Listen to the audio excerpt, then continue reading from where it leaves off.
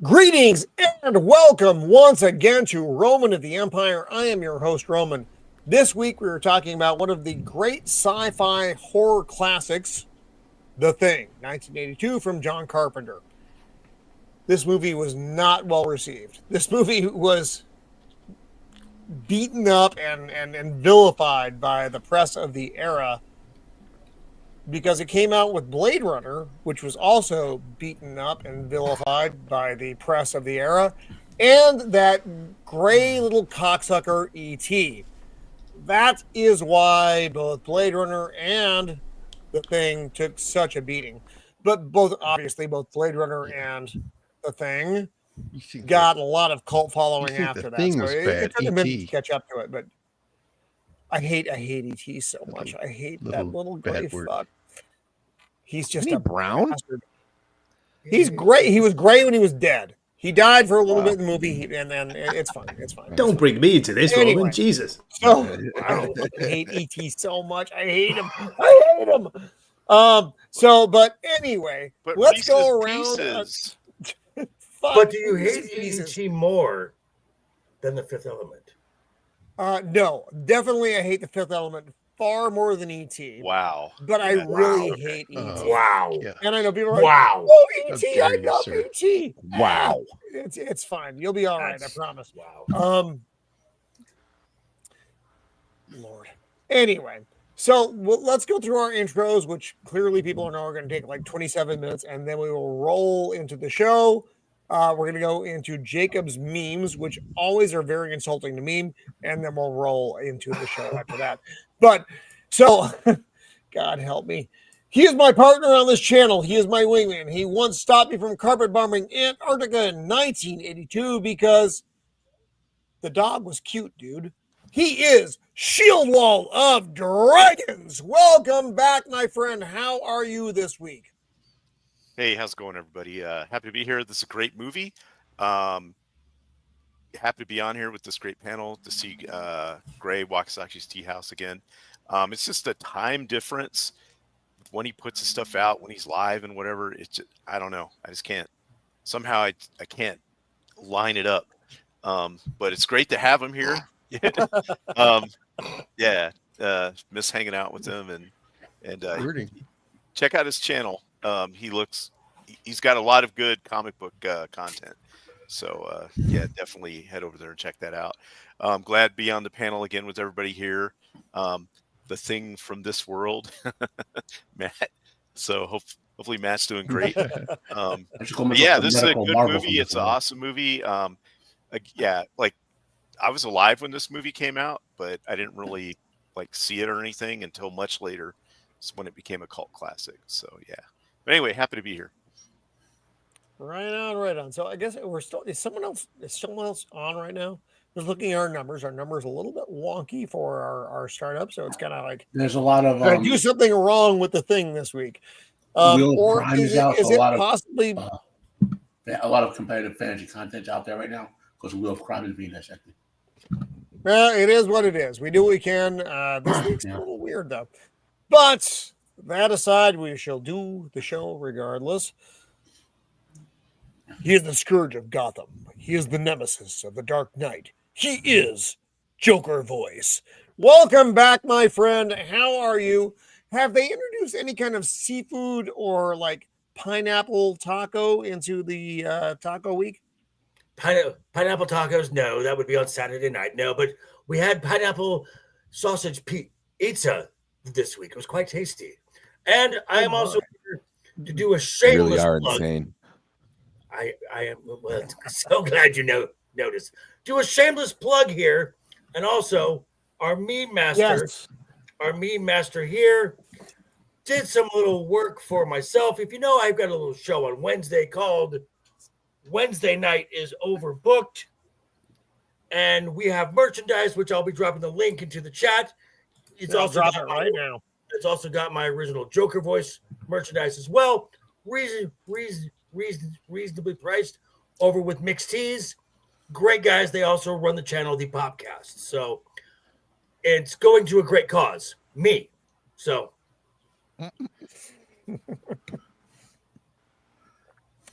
That shouldn't be unexpected by anyone. Golly, what is up? Where are you people tonight? Where are you people tonight? Don't you do that, Beard? Beard. You guys are killing me. It's a little bit weird. So, golly. We can't let Roman get away without some good scissoring. You have time on that, my friend. You have time. Right now, we are looking at the man who knows all the things about all the things. The Thad that shouldn't be, the unbearable 73, the thing from this world. Matt, how are you, my friend? How have you been? And how are you doing? What is happening in your world? The winter of my discontent continues, but with the dental situation and all that, I'll have it up there for you later, Roman. As far as this movie goes, you said something interesting there, Roman, about how the critics slammed this thing. So John Carpenter is a horror and horror sci-fi director for the most part, right? And in general, the critics have never been kind to almost all of his work. So whereas he's in most of us who watch horror, he's probably one of the 10 greatest horror directors of all time. So you got to take it in a grain of salt. I mean, when so-called critics criticize like genre films, you have to sort of like take a couple shots and listen to get past their bullshit. Now, it's funny. So Roger Ebert called it a great barf bag movie. Vincent Cambry from the New York Times labeled it foolish, depressing, overproduced. Gary Arnold from the Washington Post did praise the special effects. Pretty good. I mean, that's David Anson from Newsweek. It felt confused. Special effects with suspense, sacrificing drama for gore. He clearly didn't see the same movie I saw. Linda Gross from the Los Angeles Times described it as bereft, depressing, and nihilistic. Well, good for you, Linda. Alan Spencer from Starlog harshly criticized it, saying it had no pace, sloppy continuity, zero humor. Dude, fucking humor. Bland characters, you're retarded. And being devoid of warmth or humanity. Wow. Well, that's true. There were plenty of flamethrowers. There was warmth. That's the point. That being said, that's a lot, though, right? That seems pretty heavy. Time Magazine said, dismissed it as an exercise in abstract art. But Gene Siskel, who was the partner of Roger Ebert, gave it a thumbs up. He liked the movie. Appreciated Gene Siskel also liked Babe. So there you go. Well, Siskel and Ebert. I like that pig movie. Sport is usually accepted sci-fi and horror better when than I was other critics. 8. Well, I'll share. That's funny. I can share a story from Babe. Please don't. It's mildly touching. So my daughter, my middle daughter, that film was sick with the they flu. Ate the pig after the but filming. She loved that movie so much that I learned that song that he sang to the pig. And I would sing that song to her to help her go to sleep. I prefer Blue Moon. You know, it is what it is. So now let's continue on before these introductions reach the 30-minute mark. He is the meme master of the interwebs, using his power for good instead of evil. And as I've learned, that percentage is about 15%. He is Jacob Ironside. Welcome back, my friend. How are you this week? Phone home. That's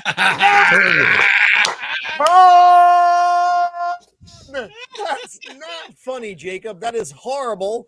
That looks like one of our representatives in the U.S. Senate. It's more horrified, actually. It's Nancy Pelosi. There's a Roman's face on that face. There's like 10 that look like that. Yeah, there we go.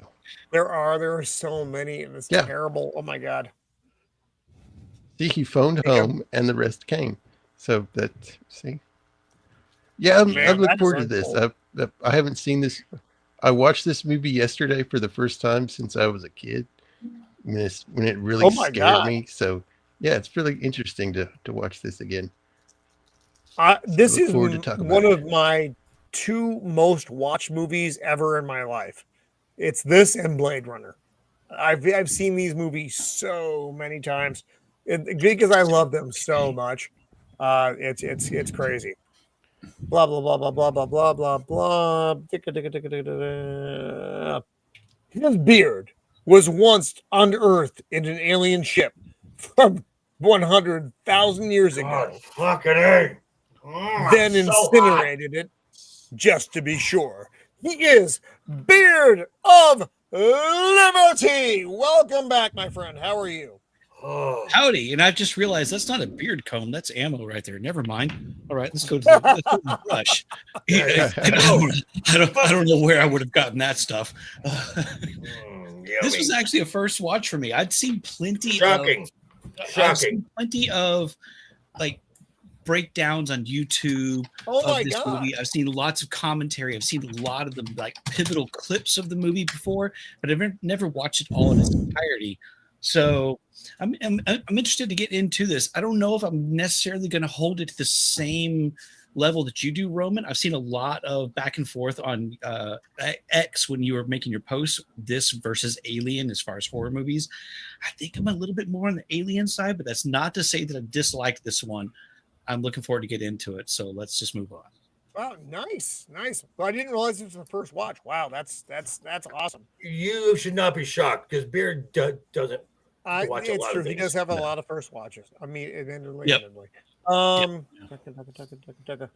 Musician, pop culture aficionado, YouTube prostitute, man of the people.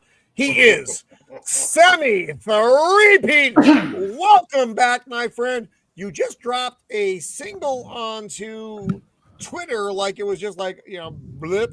There it goes. Watch this. Nice. Yeah, it was just a copy of a live performance. Great, dude. Thank you. Yeah, we were lucky enough to have like a photographer friend at the performance. So it's like I figured I'd share. Other than that, just finishing up a peanut butter and jelly sandwich because as much as I love this movie, I find it impossible to eat to.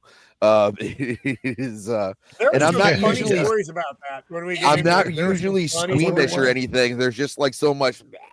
I'm just going like, maybe later. It's true. How was that again? Okay. Cannoli. And finally, our sweet chocolate Jesus. Our guest this week, a man who I love so much. Not in a gay way.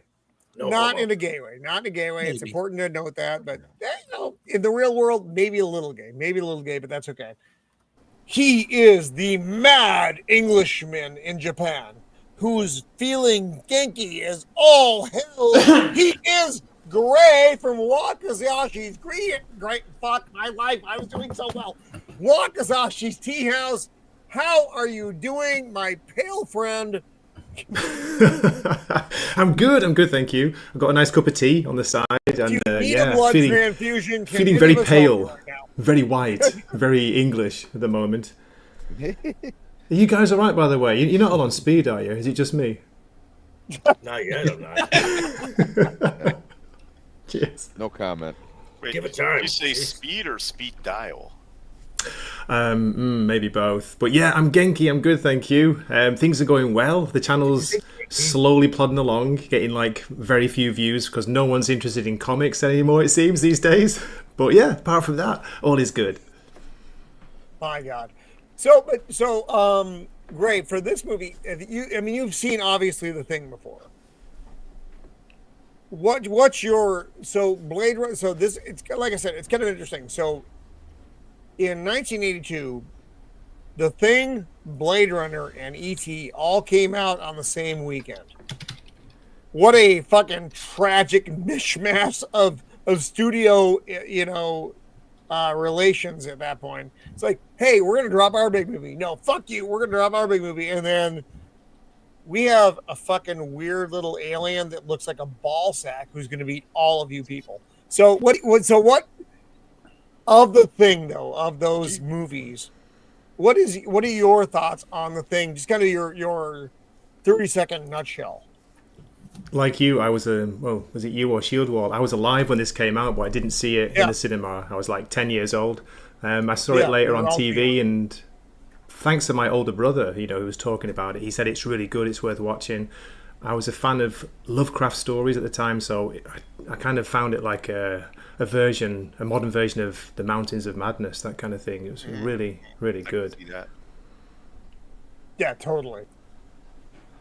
I love this from the first time I saw it. It was for me, because I was younger though. I mean, we're all you're younger than I am, Gray, by a minute, but well, by a few minutes.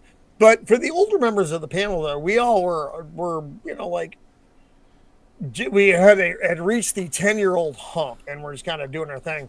And then this thing shows up on like HBO or whatever. We're like, oh my God, this is like the best fucking thing ever.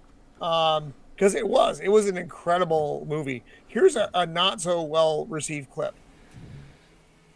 Nobody trusts anybody anymore. We're all very tired.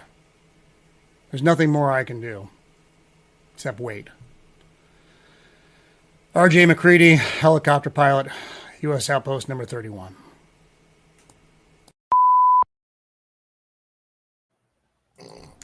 Mildly Perfect. funny. That is Mildly just funny. Roman on any standard day. A demented Kermit. I love it. Yeah. The Betty Kermit was good. I wish I could have added that scream. Where was your bottle of J&B, Roman? Come on, man. So let's dive into this beast, though. It starts off. Go ahead. Stop something first. Wait, slideshow. The slideshow. I forget this every week, and every week I get beat up for it. Oh, man. It's funny. So Jacob Ironside slideshow. Oh, there's a dragon. What the fuck? What the dragon, Jacob? Why? Song of Ice and Fire. Certainly would have solved the problem. It's the white water or the white water Dracarys. dragon. Dracarys. That's a lovely dragon too. Dragons. I keep Looks very sexy. Wow. My fingers getting shoved into my face. Who made this, Jacob or Roman? Thank you so much. It's Jacob. These are all Jacob. All Jacob. Yeah. Jacob's slideshow is always a big prize of the week.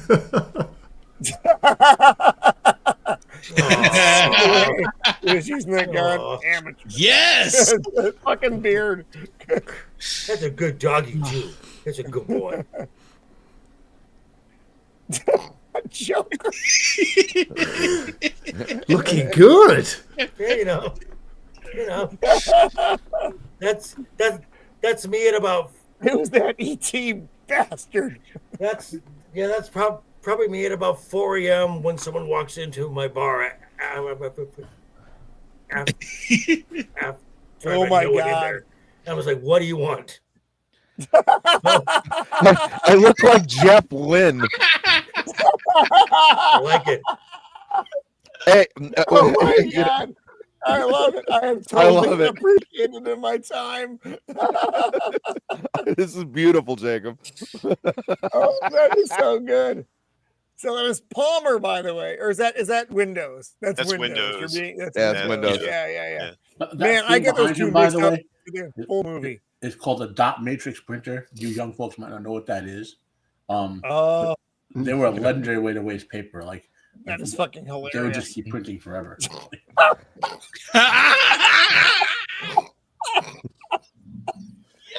Oh my God, that's fucking great. I was wondering who was going to get Brimleyed. Diabetes. What was that? Yeah, exactly. Oh my God. That fucking great. I was gonna say, Jacob, don't. Yeah. And those Yeah, two back there are man. called books, you know? Jacob added all that smoke. That's accurate. There's so That's much accurate. smoke. There wasn't that much smoke when he was smoking that weed. Oh, that's hilarious.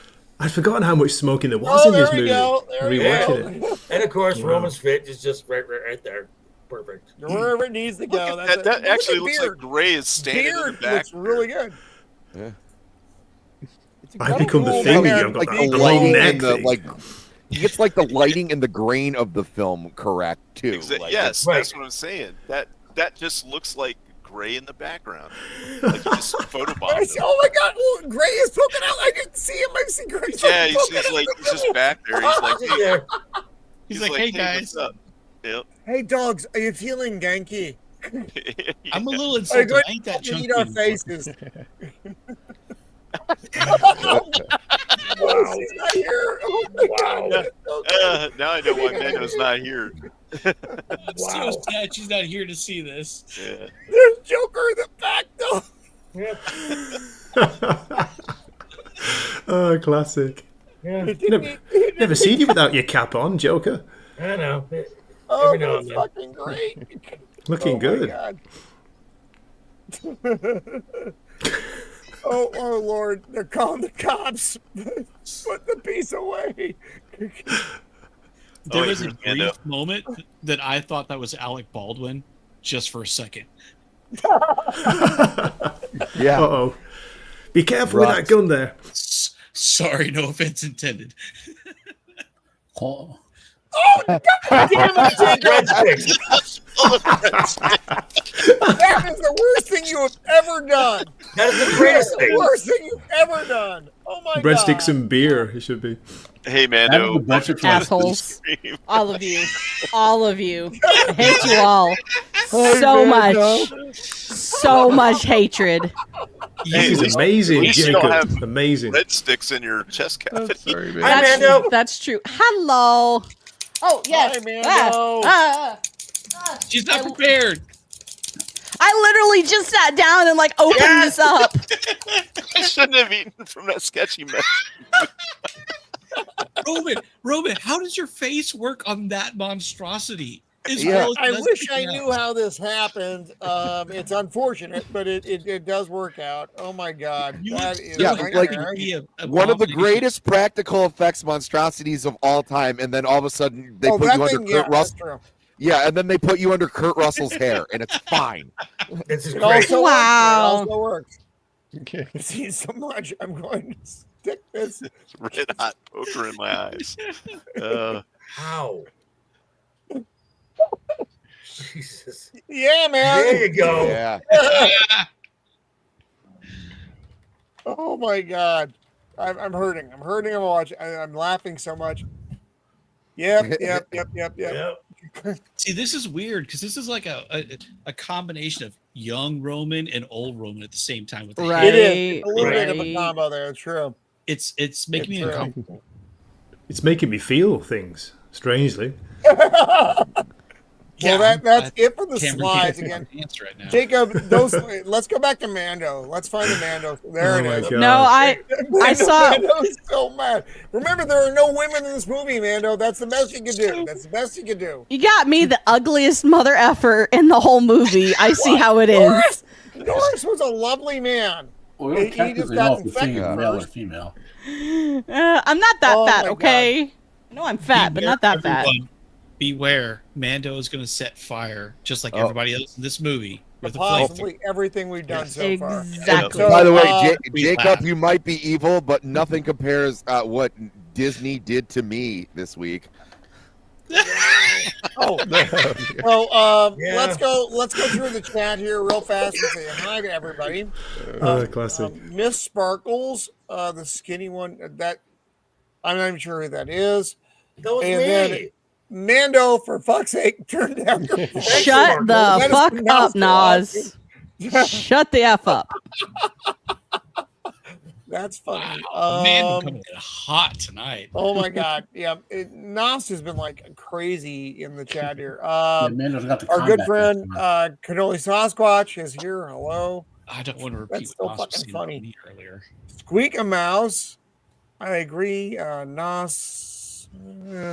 I don't know how to pronounce that. That's one Swanky looked for Gray. Yeah, we all agree. Yeah, Gray looks good. Swanky. Swanky. Gray is gray, and we all like that.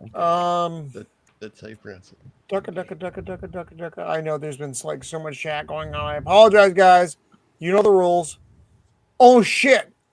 My Mrs. of the Empire said I thought it was CBGB this week. Sad.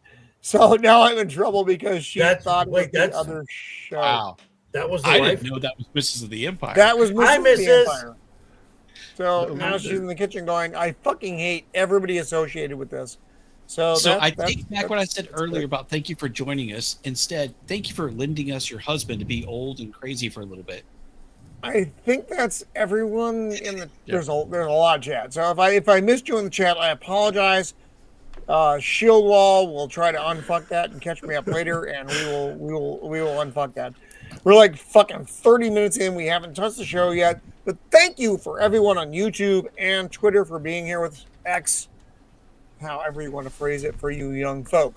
But now, Christ on a carousel. Without further ado, we'll get into the fucking movie. I want to focus on this for 1 second. Ennio Morricone.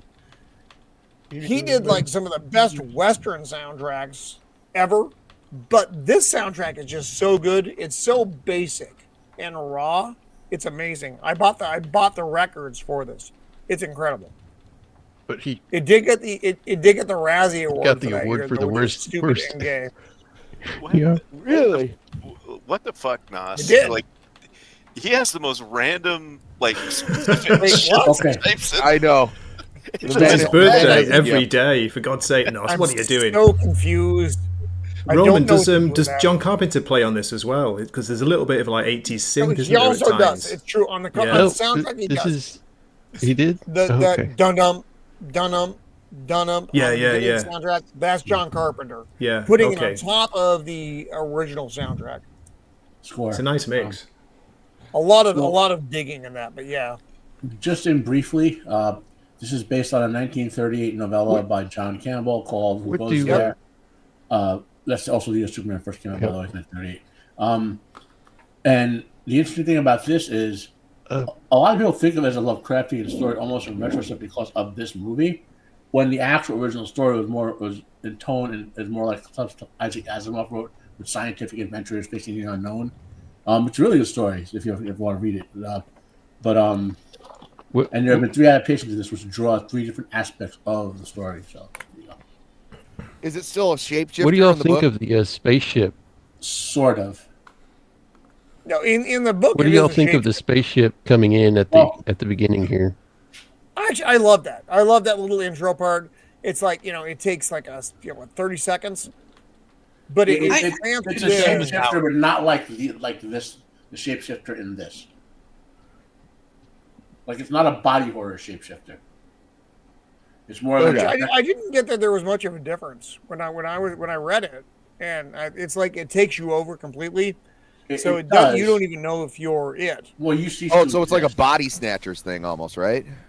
Yeah, except you don't even know you're a thing. Correct. There are several other stories in the collection he put out eventually of similar aliens taking over organisms, and it's like something gets put in your cells that basically runs your body, like rewrite your operating system. It's a modern way to put it, But whereas the thing is very rip you apart, reuse your DNA materials and whatever. Well, yeah, it's definitely doing that. Yeah, but you no longer exist. Yeah, it totally wipes you out. But this part is interesting. This scene was shot because John Carpenter wanted to kind of remake the beginning of the 1951 version of the thing. So it's a smoke-filled fish tank with a garbage can on top of it, or a garbage liner on top of it that he sets on fire to outline those words. It was kind of cool. Yeah. I was wondering how he did that effect, actually. I'm going to drop an alternative take on this movie, okay? Like, you know how Karate Kid is like Johnny was really the good guy? So my alternative take on the thing is not the good guy. The thing is not the good guy. Man. I'm going to blow your guys' minds on this one, right? If you think about the plot of the film, if the thing really wants to take over the world, all I had to do is pretend to be a dog for about 2 more weeks. Yeah. And if you watch what it was trying to do, it's smart enough. It was trying to distract them. But it was building a spaceship too. to escape from all the crazy monkeys we're on the planet. True. I mean, if it just wanted to get out of the area, it could have fixed the helicopter and flown the helicopter away. Yeah. Oh, yeah. Oh, yeah. Just I love the cinematography in these opening shots of those mountains and all that shit with the helicopter coming in. Yeah, really, this really is good. Just such a great wide opening scene. How bad a shot is this guy though? Come on, folks, he's terrible shot. I was thinking the same thing. Yeah, but I don't think he's designed to be a sniper though. I think he's just a guy who ended up with a gun. A scientist or whatever. It's nerd. So funny story though. We were talking about this before the show. The dog that you see running is not the dog you see in the compound. So the dog's name is Jed. Not the dog's character's name, just the dog, of course. But they painted this dog who's doing the running scenes to look like the dog who's doing the walkthrough, who's named Jed. Because I guess Jed didn't want to do this shit, and this dog wasn't meant to do walkthroughs. Kind of funny though. Now the really bad 2010 movie, The Thing, is actually 2011.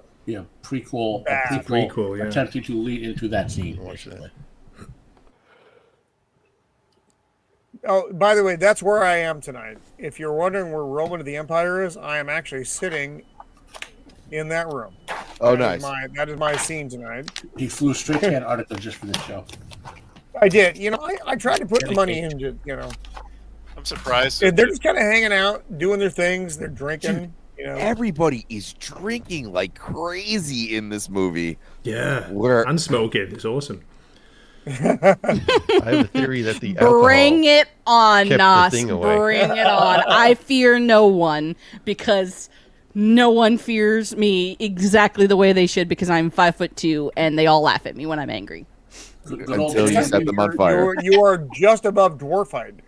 So the voice that is in this scene with the computer, this is Adrienne Barbeau. Adrienne Barbeau, you know from Escape from New York. But she was. Go ahead, go. I was gonna say this computer for 1982 being voiced is complete bullshit. Yeah, it's really advanced, isn't anything it? like this. That is not true. Because beautiful if you voice, had a Commodore or an Amiga, you could make them talk back then. Yeah, but it didn't sound like Adrienne Barbeau. Of course not. Who was married to John Carpenter. Yeah. Kurt Russell going for his full-on Jim Morrison stage, isn't it? Here, that look is fucking great. It took him a year to do that, by the way. So I'm over here. Let me find the thing on the out and everything.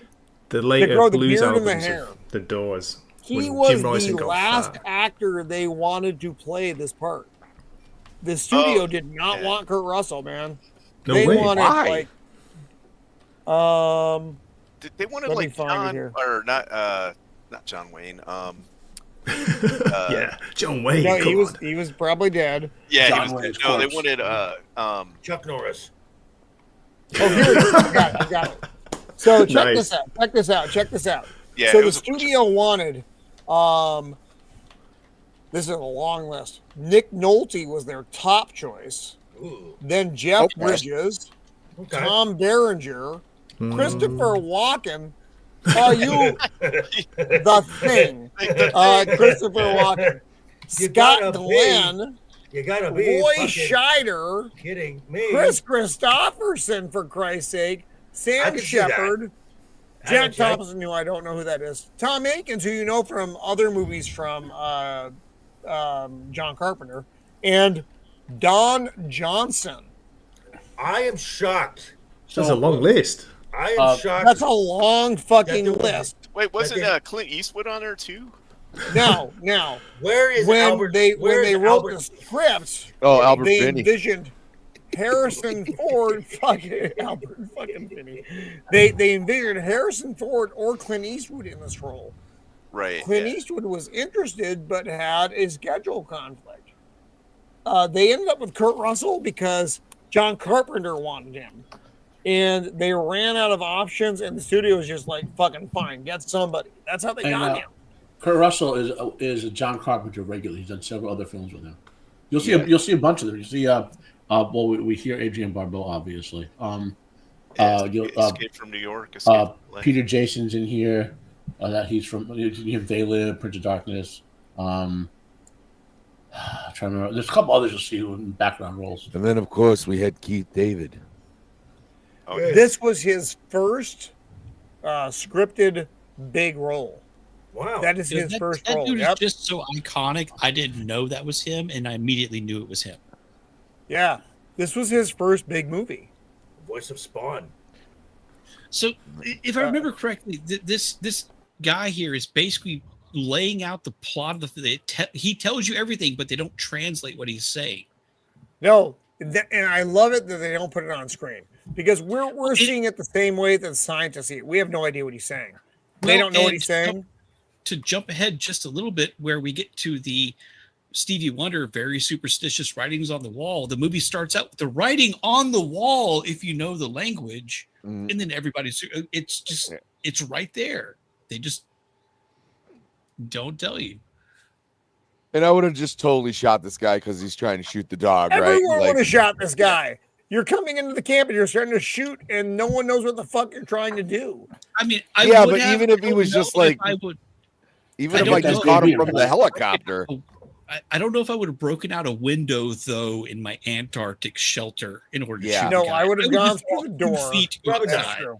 This shooting scene is brought to you by JB. Also, I know he didn't have a lot of options. Wouldn't you try to like wing the guy?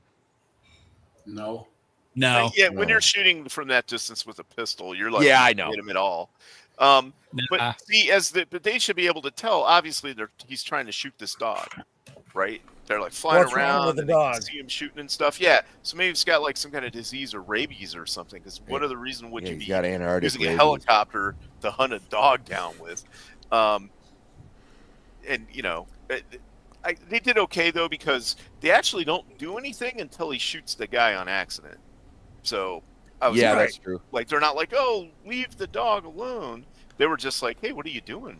And of course they can't communicate with each other. I did kind of think I'm going to throw a grenade. Oh, whoopsie that was a little contrived. That was terrible, right? Yeah, to like get the story rolling. But then after that, I don't have too many problems with it. Other than the doctor has a friggin' nose ring. I was just gonna say I was like, how weird was that? Yeah, that was creepy. No, especially for 1982. Exactly. I never noticed that before. Yeah, he has a nose ring on this. It's like a side nose ring. So I don't know if it's like some kind of a religious thing or what. I am glad that Joker brought up that Albert Finney. I wish he was in this movie to see him and Wilford Brimley have a boring off. That would be. I do want to point something out. Making his face. So this is the only part of the movie that still stands out to me as being stuck in the era, are the fucking roller skates. I got to point out the dog. You remember how we joke about back in the 80s, like when the visitors came to take out water or whatever, with this water in space? Well, there's a bunch of scientists here, and there's no way that dog would survive running across Antarctica like that. So that should have been a clue in their head that something's wrong with the dog. Maybe it was a warmer day. Yeah, I mean, it was only 45 below. So this movie cost $15 million to make at the time, which was a lot more than most of the other movies of the era.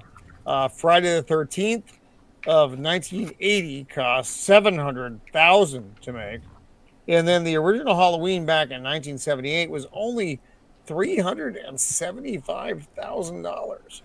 Now, compared to $15 million in 1982 for this movie. Think of that number, $15 million, right? Godzilla -1 2 years ago cost $13 million. So it's an amazing amount of money in a way. So, by the way, Matt, at the beginning you were talking about a kind of unique take. I thought you were going to suggest that actually MacReady is the bad guy. MacReady's the villain in this movie. Because if you look at it, there's a way you can see the movie that he actually might be. Not that he's the thing. Okay. So I have to say I won't spoil the ending. I won't spoil what the ending of the ending. But we know there's 2 survivors at the end of this.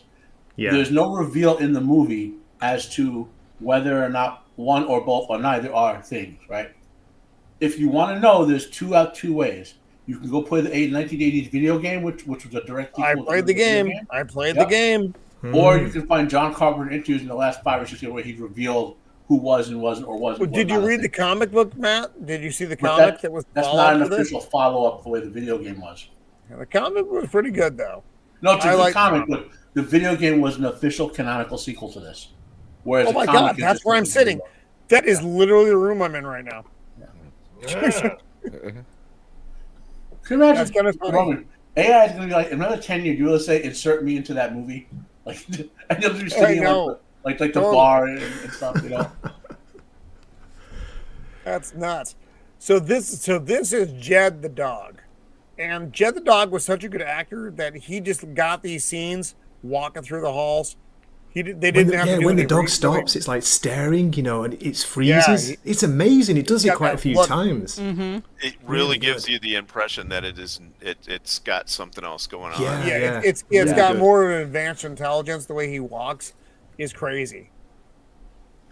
And then this shadow. So this right here is when the first person gets infected in my mind. Who is this? Yes, I wasn't clear. Exactly. Who is that? Whose silhouette is that? Matt, who do you think it is? I think I know now. I don't remember the characters. I think it's Roman, or it might be Beard. I'm not sure. Thank you, Gray. John Carpenter really liked that dog because it wouldn't stare at the camera or the people. Yeah. You know, the sound. No, it just looked straight ahead. That's why it's so good. There. Yeah. Nice. Yeah. I love this scene coming up so much. This is the scene at the Norwegian camp. Because remember, they had to talk him into going up here. Funny thing here, when the ship is landing, when the aircraft is landing, he hands the control. There's a pilot on board, an actual pilot. He gives the controls over to Kurt Russell to land the aircraft. And there's a certain wobble you see in the movie, which we can't catch here. But that's because Kurt Russell landed the aircraft. Kind of funny, no way. I love that McCready's like, any Swedes in there? Hey, Swedes. They're Norwegian. Not Swedes. But this whole also funny backdrop story. This is the set at the camp. So what they did was they burned out the set at the camp to make the Norwegian camp. I thought that's how this was all filmed after they did all the shit. It looks so familiar, doesn't it? Yeah. Wow. Okay. They burned it out and they made it this camp. Right. Cool. So they didn't have to build a second one. Yep. Yeah. I love all of this so much. Of the trail of blood. This guy sitting in the chair and you're going, what the fuck happened to this guy? What's weird about this is like, how long has it been in time? Because it's not that long since they had they shot the guy who was trying to kill the dog. But look inside the camp; it's completely frozen, isn't it? Yeah, it looks like it's been like weeks or something. But I mean, remember, temperatures up there are sub-zero all the time, so it doesn't take that long for it to take over that. Right. It didn't really take me out of the movie. No.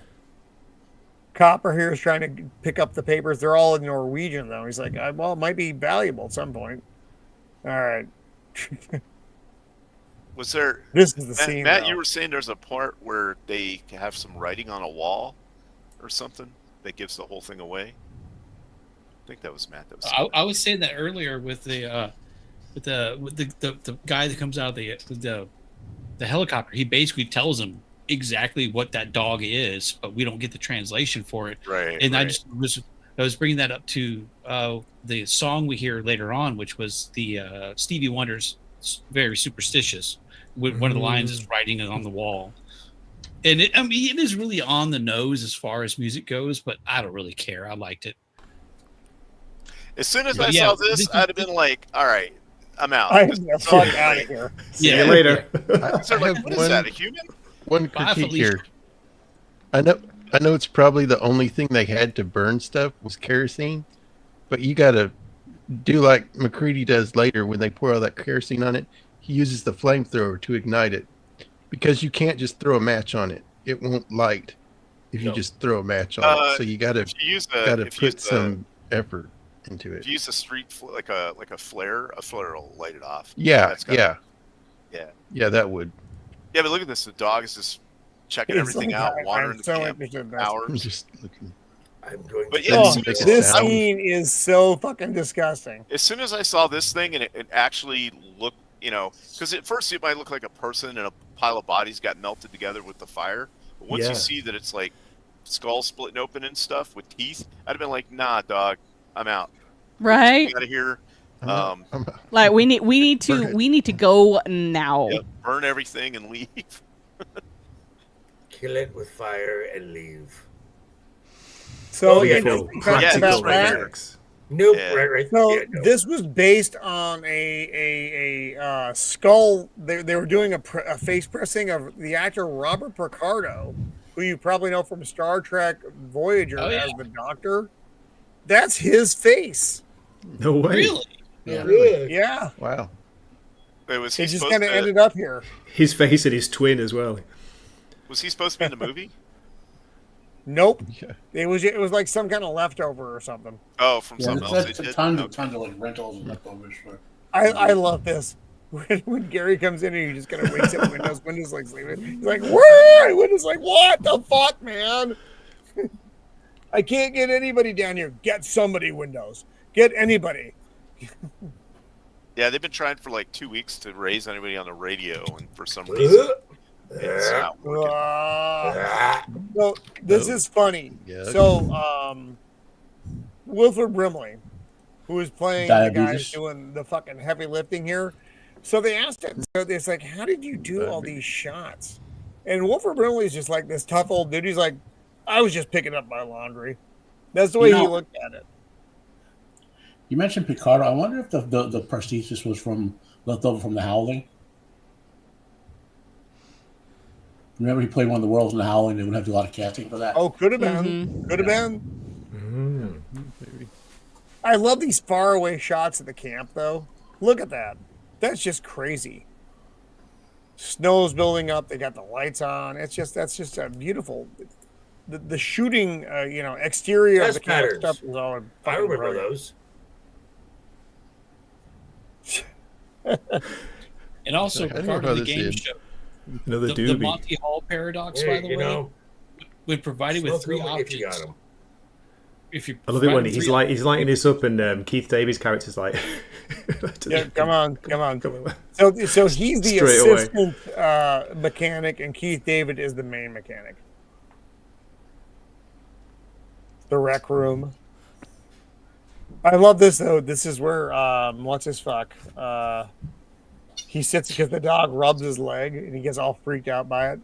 Yeah, this guy already looks Fuck! like he's been possessed by the alien, like before it even happened.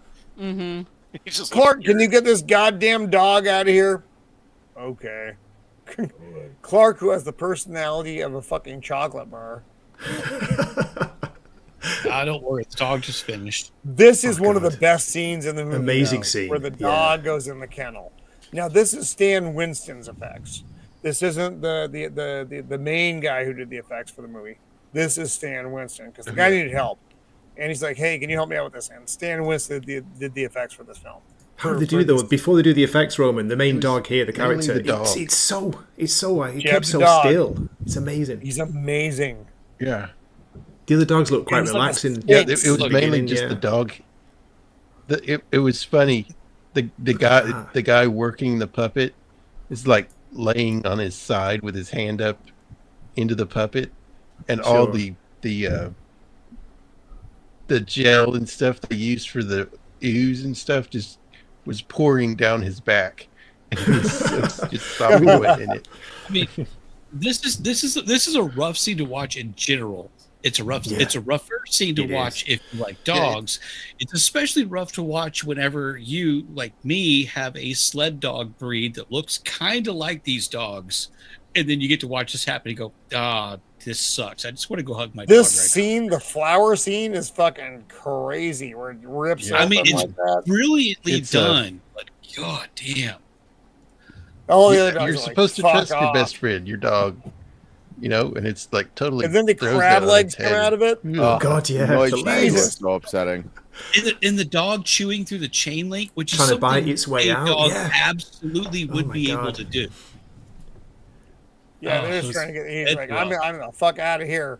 It knocks Clark over. He's like, "Oh, Roman, like, you know, sounds we've been saying this for years, but CG versus practical, there's no competition, is there? Apart from cost, I guess. No. No, Back if you then, had seen no. the CG, it would look fucking Fantastic. stupid. Back then, yeah. It would look I mean, stupid. This scene looks on stupid in both CG. fronts, Practical effects, it's done it's incredible because you get the shine. There are just certain things you can't replicate. It's physicality Well, to I it. think a lot of the Yeah, practical I stuff, haven't the watched- reason it worked so well is that they had limitations. They if you look at the things they made in full lighting, like what I've got right here, you'd be like, that looks ridiculous. But if you edge light it just right, put it in the darkness, and leave a lot of things a little bit to the imagination, it really sells the effect. Yeah. So I think it was This- actually Yeah. not Yeah. having the ability to do everything is what made this work. Well, here's an interesting thought. Like I would say, modern day, the creature itself would look the same, like CGI practical. But the big advantage practical has is the background is still a real room. Like when you see a whole scene of, like, let's say I mentioned Godzilla -1, right? Godzilla himself might look as real as the thing, but you can look at the background of him walking around and see the artifacting, whatever. Like, you know, it's not a real skyscraper or whatever. You know what I mean? Like, it's just not there yet. So I think that, and it's taken a long time to get CGI specific items to be as good as practical is, but that real background effect on practical. I mean, even in some of these scenes where it's very obviously, like, you know, it's a reversed footage because that's the only way they could make a tentacle do the thing that it did. It still feels real in the scene. It sells itself because it is there with all the other effects and, you know, props and the background and everything in the lighting. This is another one of my favorite scenes, is the Blair dog autopsy scene. Yeah. So the actors are reacting to a real physical presence. You know, they're not just looking at a green screen. It's so much better. Nope, and a lot of them hadn't seen it before. It just because that's what you were able to do with this kind of stuff is the shock value. Like I said, and Wilford Brimley, he just kind of dealt with it like I was picking up my laundry. But I love the way he portrayed it in the film, where he's doing the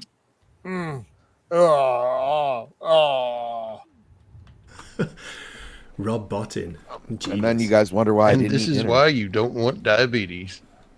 Yeah. See, this thing can absorb and become something, you know, identically. That's not dog. That's imitation. So keep in mind, by this point, somebody is already a replicated person. Because when the dog went in that room with that guy's shadow, that it definitely absorbed that person by that point. Well, that's what Blair right now. Blair is still clearly human. He's like, Right. how long were you alone with that dog? I don't know, an hour? Yeah, he starts hour to and a piece half? everything together exactly how bone they are. Who was the So you're first? saying Who that was the dog first to was change? roaming around the camp? I can't remember now. Oh, no, Clark isn't, is the funny thing. So here's the video footage from that Norwegian camp, though. This stuff is great. This is straight cool. from the 1951 version of the thing. They got them going out there and they do the circle and all that shit around it, you know, the size of the ship. Looks great. And then they're planting their thermite, and then it blows everything up. It literally blows everything up, though. It causes some damage. So now they want to go down to the site and take a look at it. I love his hat. Oh yeah, it's Yeah. fucking great. Yeah, It's a little ridiculous. Yeah, it is. that's an awesome hat. I love this I'd wear it. shot. Looking down into the ice over the exposed giant ship. That is just fucking gorgeous art. I love that so much. Then you see them from the perspective of the ship. Also amazing. Do you know, it's been that Everything long was since really I've good seen here. it, Roman. I'd forgotten they'd gone to it. They'd gone out to the ship. I'd completely forgotten this scene. So I was like, wow, this still holds up, you know. It looks does, good. and it's matte painting with, you know, green screen and Yeah, all that stuff combined, but it looks really good. So See, this this- scene though, this scene this- was filmed in the parking lot of Universal Studios on a giant green screen, No way. and it was like 90 degrees out when they had to go do this shit. So they're all wearing their fucking gear, but it's fucking balls hot out. going up to look around this imaginary hole around this imaginary snowfield. Now, there's some inconsistency there because the ship is like 30, 40 feet deep, but the alien only. But why is the hole so? Well, because he got out of the ship, I think is why. But even then, it shouldn't be that close. Was that the only alien, the only crew member in the ship as well? Well, or, no. What I'm getting at is the ice builds up in Antarctica, right? So if you build that much over the ship, why didn't you build it that much over the thing? Right. So another I'll talk about it. This is one of the things I think it would be better if they just didn't have the spaceship at the beginning. I know several folks here said that, yeah, I kind of like it. I do like it. I think it wasn't necessary because we get all of that reveal right here. We did not need that at the beginning. Well, I think the ship was there at the beginning to add to the mystery of why was the ship coming to the Earth. Yes, diabetes. That is the main reason for the entire movie is diabetes. What's up, eclectic goat? No one had diabetes until this movie. All the notion that the thing wants to take over the Earth, whatever, doesn't come from like the thing. It comes from the conjecture of the humans, right? Oh, I agree with their conjecture, though. It makes sense. But it doesn't because the thing, again, it would just have to stay a dog for 2 more weeks and it wins. No, I don't. I think that I don't agree with that. I'll say I don't agree with that. We can look at it from. I mean, there are different perspectives on it, obviously, but I think it would have eventually just would have done its thing. Maybe not even intentionally. Just I want to rule the world, but because of the nature of the beast, it would have done it. Not like I want to control this world. It wouldn't have been like malicious. It just would have been just the nature. Here's the nature of the creature. Here's the thought: they never went into the ship to like check the ship out or anything, right? Who's to say whatever this thing is actually part of the ship's crew? What if it's like an aliens kind of thing, where you had the navigators and then you had the eggs in the bottom that were something being transported. Yep. I always assumed it was a prisoner. Infected by the people in the crew. Alien roach, basically. Right. The thing is about saying, it's just that it's just its nature that it wants to do this. It's intelligent, though. It's not like an animal that goes off instinct. It's intelligent enough to build a spaceship. Yeah, beyond human intelligence. Well, out of scrap. Here's the thing. Okay, I guess, the building the spaceship out of scrap, but I mean, everything else we've seen, though, it seems like it was just instinctual and taking over something else that had the ability to do something. Well, if you follow the pattern, almost everything it was doing prior to them discovering the spaceship was distracting them from discovering the spaceship. Then once the spaceship gets destroyed, everything after that, it enraged that it basically was a spaceship. Yeah, this computer thing here. This computer cannot exist in this area. But it's a good way to convey what you need. You could have done it with like him looking at papers and stuff and like, getting a slide ruler out or something, and still made it work, because that's what they would have done in like the 1950s.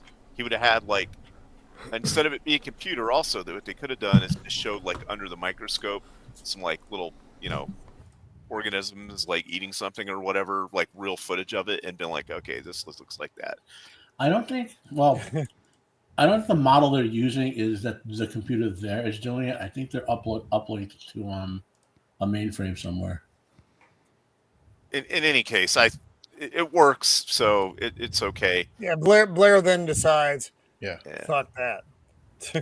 Right, so this is when he figures out, 27,000 hours, which is the entire world population. I think if you do the math, isn't that like winds up being like 3 years or something? It's not long. Yeah. So he's drinking Smirnoff. This computer brought to you by Smirnoff. And look, I mean, what kind of place is this? These guys got like handguns and drawers, alcohol, everything. America. Yeah, I see the snow. What I'm seeing is Texas. Yeah, exactly. And also he finds that somebody threw a shirt into the trash in the kitchen, and then one of the cooks came out and was like, "Hey, stop throwing your dirty drawers in here." And it's a long johns that have holes popped in it, a little bit of blood on it. So they want to put it in a storeroom to protect it because someone's going to win the Nobel Prize. I don't know why, and whatever. That's not actually super dissimilar to the original movie where they did something like that. So yeah, this is where Fuchs is telling MacReady that there's something wrong with Blair. There's something wrong with him. And MacReady's like, all right, man, whatever. But now they're getting ready to take the this is funny. So this is Windows. He walks back into the room after leaving for a minute, and my buddy who was in here, you're all getting taken over by a strange alien being or absorbed. But it is hard enough to put on the clothes or some clothes because it rips out of the clothes. But it can't quite make it because it's not done yet. This is a great scene. I don't know how he got it. He got that jacket over those hands. Yeah. No, that's a good question. Carefully. They may have been mushy tentacles before they. Yeah, that's true. They were probably because they're forming into hands. Because that body that was laying in there, just a trail of slime came off of it. So this is when they figure out that when they're dead, they're not dead. That's why you got to burn the whole thing.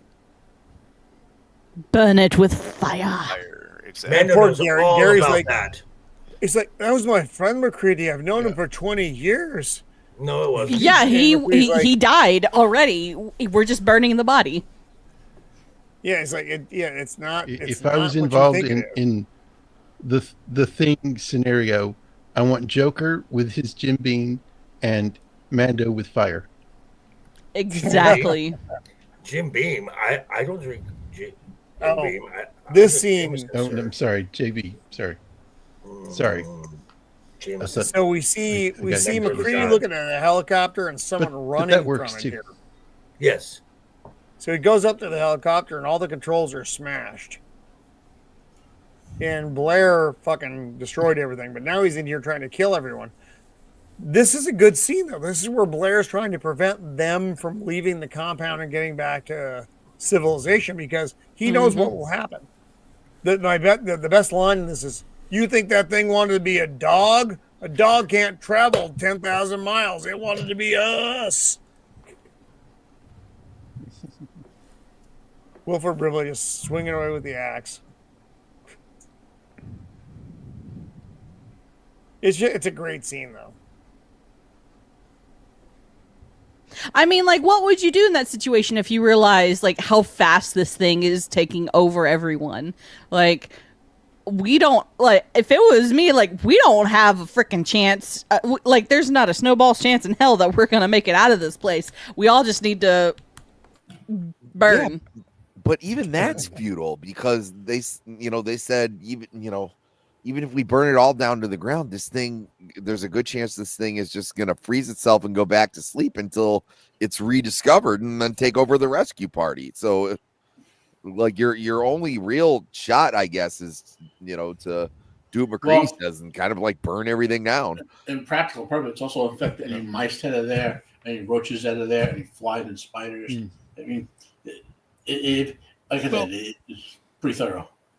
Well, and one guy we see they dispatch with dynamite, so all of his little bits that are infected get scattered everywhere. So, right, but the problem I know I'm poking holes into it in a classic. I understand, it's fine. It's a great movie, regardless. It's a great movie, regardless. Oh yeah. So right now, the MacReady tells the doctor tells MacReady to say, "Watch Clark, watch him, watch Clark." Clark's the dog handler. So there's now you want to spread dissension amongst the group, right? And there's not that many people. Remember, there's only a 12-man group. So Doc Copper, before this scene happens, Doc Copper just says he can make a blood test where he can make it so that if you have like raw blood and you introduce infected blood, there's going to be a reaction. And cool, yeah, because they've got blood stores, so they can use that as a control to introduce other things to see if there's a reaction. Yeah, but they get there and the blood stores have all been fucking cut out. Surprise! And this is another great tension scene causing more paranoia. The blood bags, to me, is like a throwback to the original movie where they were feeding it from the blood bags. Yeah, right. Yep. Basically, it was a plant in the original one, and they were feeding it like blood and stuff. Hey, Snowdub, welcome. Snowdub! Howdy. Hey, Snowdub. So now Windows is like, fuck this, I am not going to get in I'm not going down with the thing. So he grabs a gun. He doesn't get to grab ammo, though. And they're like, and he makes him put it down. And Gary's like, I don't know about you, but... So he puts his gun down. Yeah, he gives up a leadership because he does. Because nobody trusts anybody. They all think somebody else might be the thing right now. And then it was going to be the guy in the sweater, but he's like, nah, I'm not up to it. So that's why McCready takes over. Well, yeah, because Child says he wants to do it, and McCready's right, like, they were like, someone even more even-tempered, Child. Right. And then so... and he also makes Clark give up his knife. Right.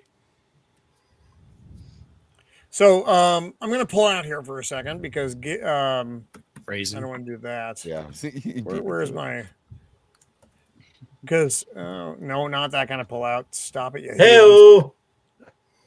No, Jacob gave me... There was actually a contest that Fangor magazine put on for this movie. And it was like totally, if give us your best interpretations of what you think the thing is going to look like. And it was pretty cool. Oh, really? Here, I'm going to pull this up now. Sammy, stop it. Stop it. Just stop it, Sammy. So, yeah, this was in Fangor magazine. And it was like, what do you think because the thing that they're showing right there with the three eyes, that's what it looked like in the book. For those of you who haven't read the book.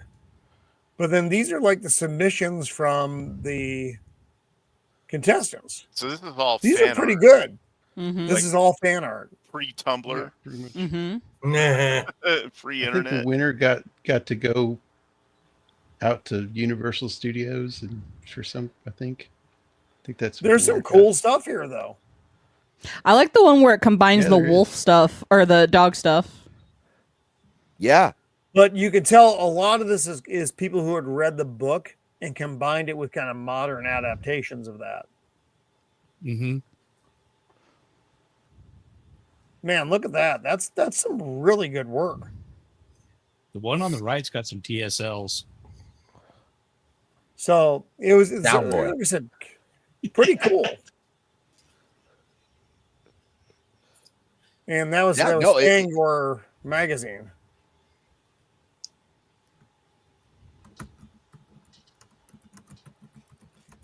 So they burn the blood, of course. And this is the good speech. This speech was originally given in the rec room, but John Carpenter refilmed it because he's like, I don't want the whole movie to be just guys talking inside this space. So he tried to mix it up a little bit. And this is where McCready said, he's saying, I know I'm not one of these things, and I'm sure some of you aren't otherwise you'd all overcome me right now. So we need to figure this out and blah, blah, blah. I mean, at the core, these are just people who think they understand something that they can't understand because they don't realize right now that any of them could be and just have no idea that they are. Yes, that's one of the things about the thing. A perfect imitation. A perfect imitation means you, as the being, doesn't even realize it is the thing, which is pretty incredible.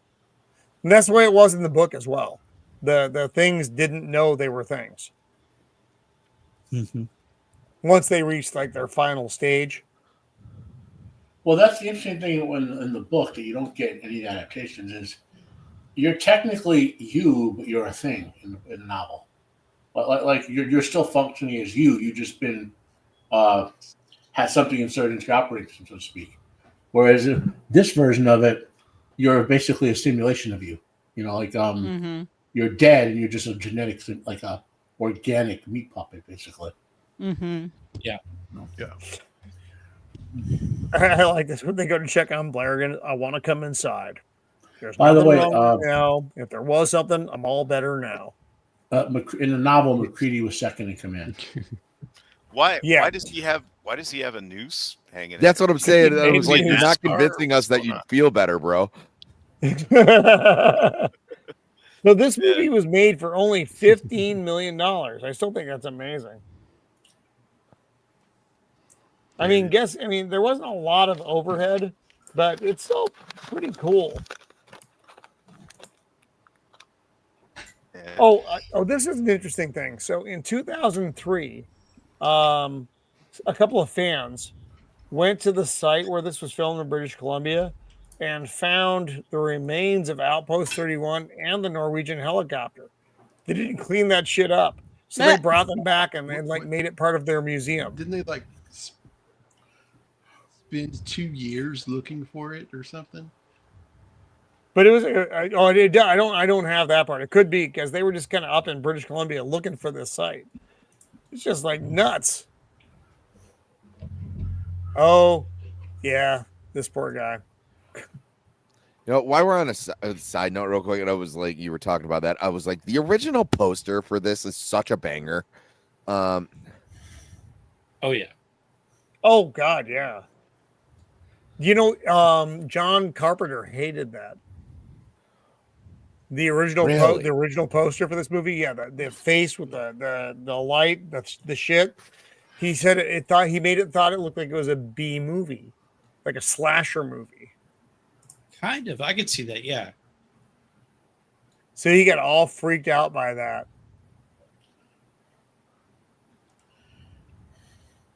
I like this. So McCready wants to go up to his shack after they find the burn remains of Fuchs, because he says, "I didn't leave I turned the lights off when I left." So they go up there and they're like, "Oh, this is important though." When Knowles is taking off his gear and he starts going, like he's having some discomfort. You're watching it, and you don't really get a second thought when you're watching it, but then people are on their way back, and so then Knowles comes in. Knowles is the cook, and he said, "Yeah, I found this up, and I cut him loose. I cut him loose because he found those things in McCready's name on them earlier, so he got freaked out. This is the paranoia aspect." Very superstitious. Sorry, call back. Now McCready's trying to get the door handles turning. And this is funny, though. He's like, what if he's not infected? What if he dies? Well, then he dies. Mm-hmm. Okay, got it. I gotta love Then he locks himself in a storeroom. Like every one of these Dutrash guys has 80 here. So this is fun. So McCready lights a flare to, he's holding it up to this dynamite stick. The flares burn in 90 seconds. They kept burning their fucking hands on the flares. So he rattled off his lines here really fast so he can get them done before 90 seconds, which I never realized. But now I will when I watch the movie because they didn't want to burn their hands on the goddamn flares. And this is when the heart attack happens. The heart attack is one of the best scenes ever. Oh, my God. Oh, it's one of those things, too, I still jump even though I know it's coming. Yeah. Hang on, my shit stopped working, so give me a second, guys. Because why would everything Roman's work? the thing. It is. It's a nightmare. All right, let me kill this. Oh, my God. With fire. This movie is just so much fun. Oh, hell yeah. Agreed. All right, give me a second to find the goddamn scene, which is going to be harder since it's all little tiny things. While you're figuring that out, Snowdubs was the actor that played Clark, slapped him on the forehead to show how it felt to have the squib go off. That's one way. It's funny. There's some dialogue between Clark and who's the big black guy? What's his name? Racist. Come on, you're gonna help. Shaft? No. Child? No. Child. Child, that's it. Sorry. Good job. No, because they were the two biggest guys on set, so they wanted to intentionally have an antagonistic thing going on between them. Oh yeah, that's why I'm sorry. I'm way too far into the movie now. Okay, I gotta go back. I agree, Bush. Keith David is always Keith David. I don't care what his character is. Yeah. He's Keith David. Right. No, he's Spawn. Goliath from Yeah. from Gargoyles. Spawn. Mm-hmm. I'll take Goliath over Spawn. What's his most Right, iconic Goliath's role, so though? much better. Keith David. Not even close. Josh Not Carpenter even really close. likes Keith David telling other people no, where like in They Live. He's like, just put on the glasses, and like, no, they're like, all right, we're gonna tie you up. He's like, fuck no, you're not gonna. Love his voice as well. He's got such a great. No, he so is such a voice, isn't distinct he? voice. Yeah, he's good. Yeah. Yeah, he does. here Like we I go. said at the beginning, I didn't know it was Keith David, and then he started talking, and I immediately knew it was Keith David. Oh yeah, no, he had Right. he had those awesome like Navy commercials in the 90s. Like, Yes. If yes. anybody wrote a book about your life, would anybody That's a damn good impersonation of him. Well Why done, not? Sammy. put a chapter where you're having sex with a guy Yeah, that on a was good. submarine? That was good. Someone will probably want to read it, Sammy. That's the problem with the Navy. The Navy. Yes, this was Keith David's first full feature film. This was the first one he got big credits for. By the way, guys, This can I ask at this is- point? I don't know if you've covered this already, but is McCready, is he infected at this point? Or is it I left don't think unclear? McCready is 'Cause ever I wasn't infected. sure. Even at the No, end, I wasn't I've sure. never thought that McCready was. I was No. positive Nope. that Childs is. Yeah. Okay. He I- drinks do you want me to alcohol, spoil it? so Funny though.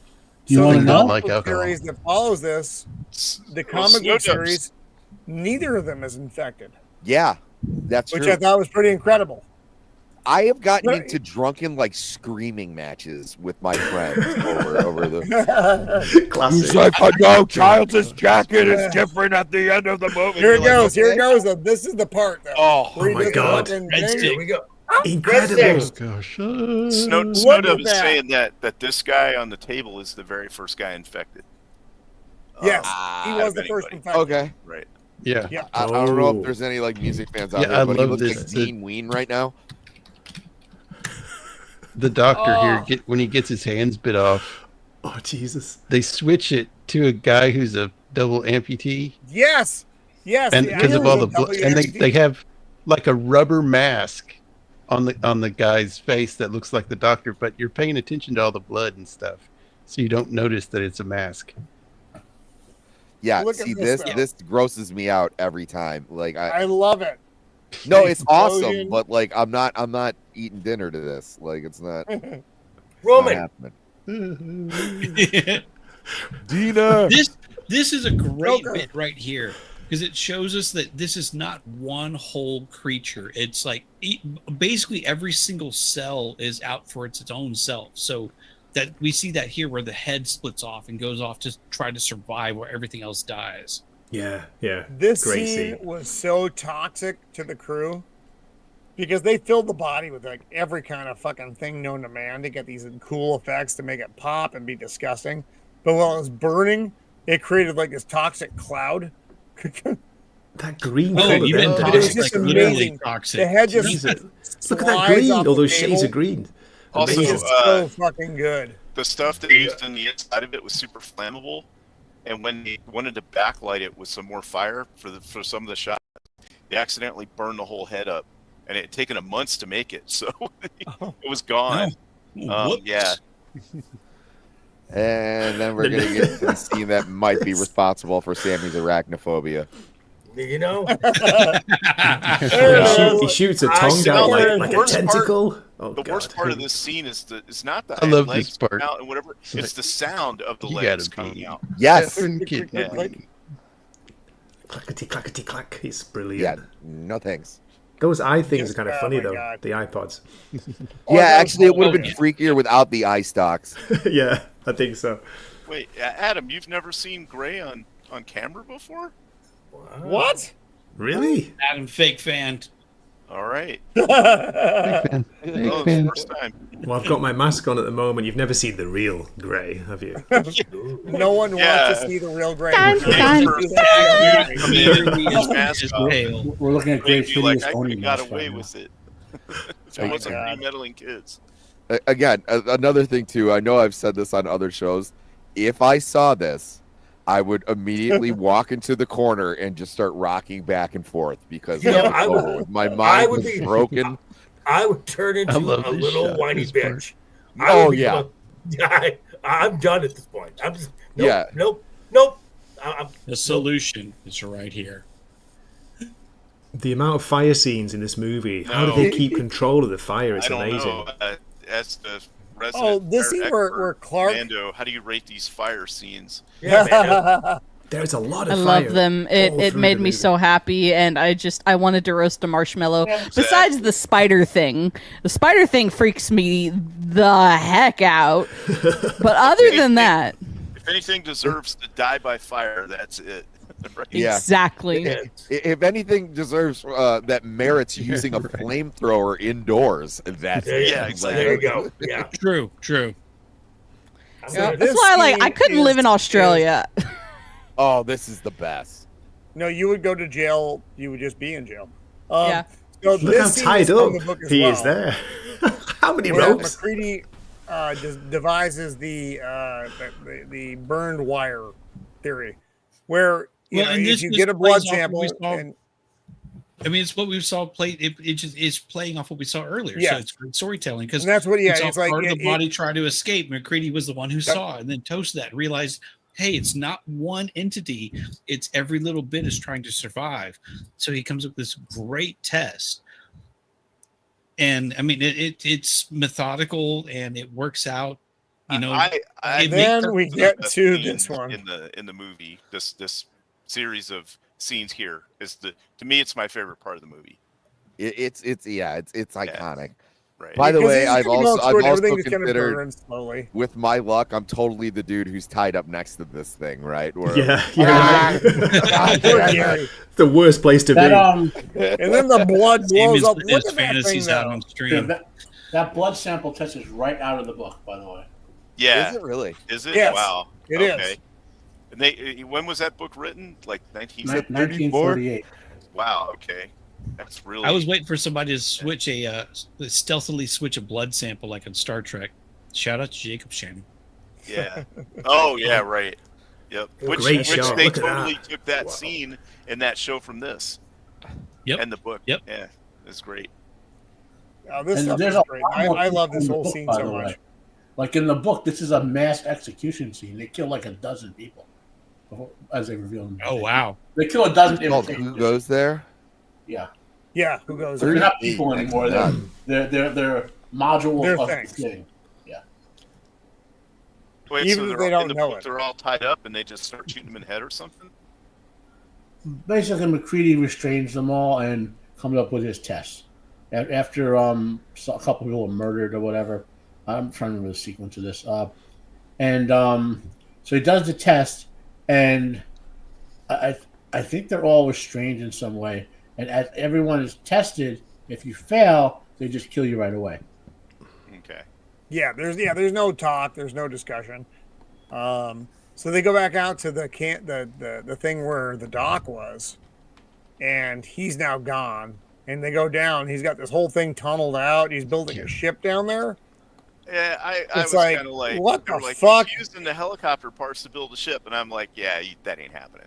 Unless he Yeah. has like a No, weird, this is like, this is a very Yeah. loose bacon part. thing or for something. Is he supposed to have made those tunnels as well? Like done all that digging and stuff? Yeah, how did he That's get all that down there? How did you get those workbenches down that little? Yeah. No, exactly. They're like set up. It's like nice Yeah, down there. right. Well, you need to. So, Adam, don't sleep on the. No, I like the 1951 film, but the 1951 film is Frankenstein in Alaska. That's what it is. I mean, it is. It's still a very enjoyable film, but it is so far departed from the source material where this movie, even with its flaws, which I will say are Yeah. few, I would is call it the same thing. so much closer to the source material. Because this was the guy went to a different shed and was building anti-grav devices. That's what happened in the book. Yeah.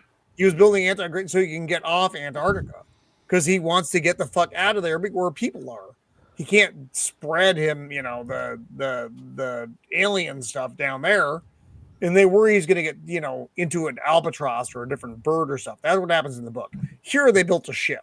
It was just an easier explanation. Had your DNA in It got Antarctica. into everything. McCready had to torch everything basically in the book. Like there was no every living thing was, other than some people were infected by the it was a potential thing. Yeah. The lights go out on the camp because they want to go and they're going to go to the generator room.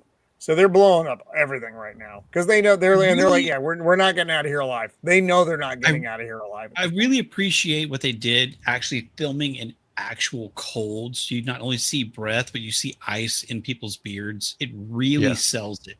Mm-hmm. Because getting that done, like with makeup and prosthetics and things, it's really difficult to actually make it look like it's natural ice that's formed in facial hair. And so the fact that they actually went into the cold to do a lot of those outdoor scenes, I really appreciate. I love this basement scene because it's like this. Look at what's down there. It's like, destroyed office equipment. It's like where they threw all their excess shit.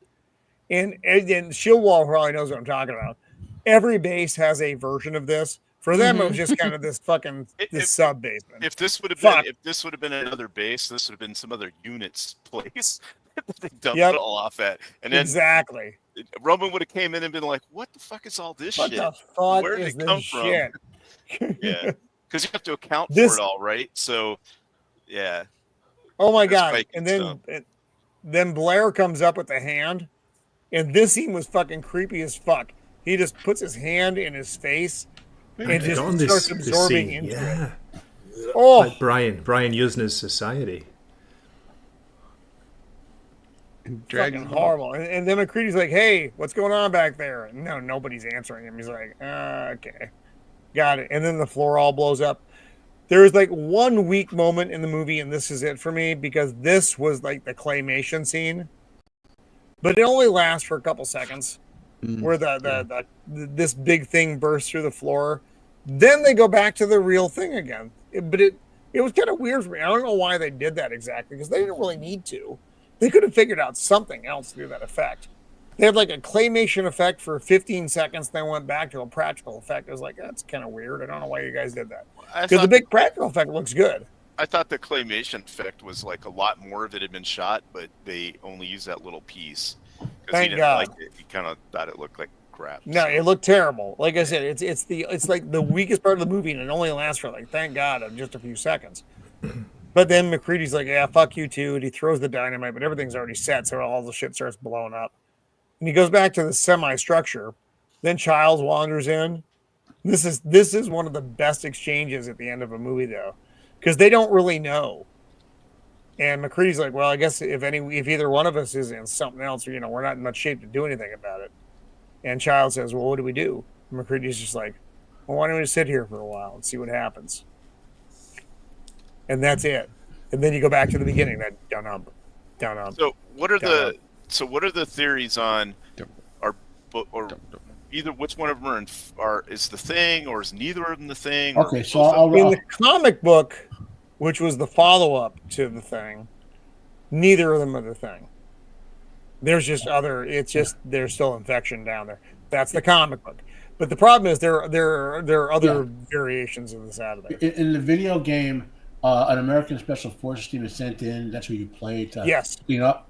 And I like the video game a lot. It's a great video game, and it's a remastered version of it from like 15 years ago. There's a child just found frozen to death, and McCready has disappeared. And eventually, McCready helps you finish off the thing at the end, so he's not infected either. John Carpenter dropped some hints and says he has not revealed like who, but he said he's debunked several theories. For instance, there's the McCready has gasoline in his J&B bottle at the end, and so that's a fan theory. That's been debunked by Carpenter, because a human wouldn't drink that, but a thing would. No. Then there's the gleam in the eye theory, where a child had a gleam in the eye, like other things did. That's been debunked by Carpenter. Then there's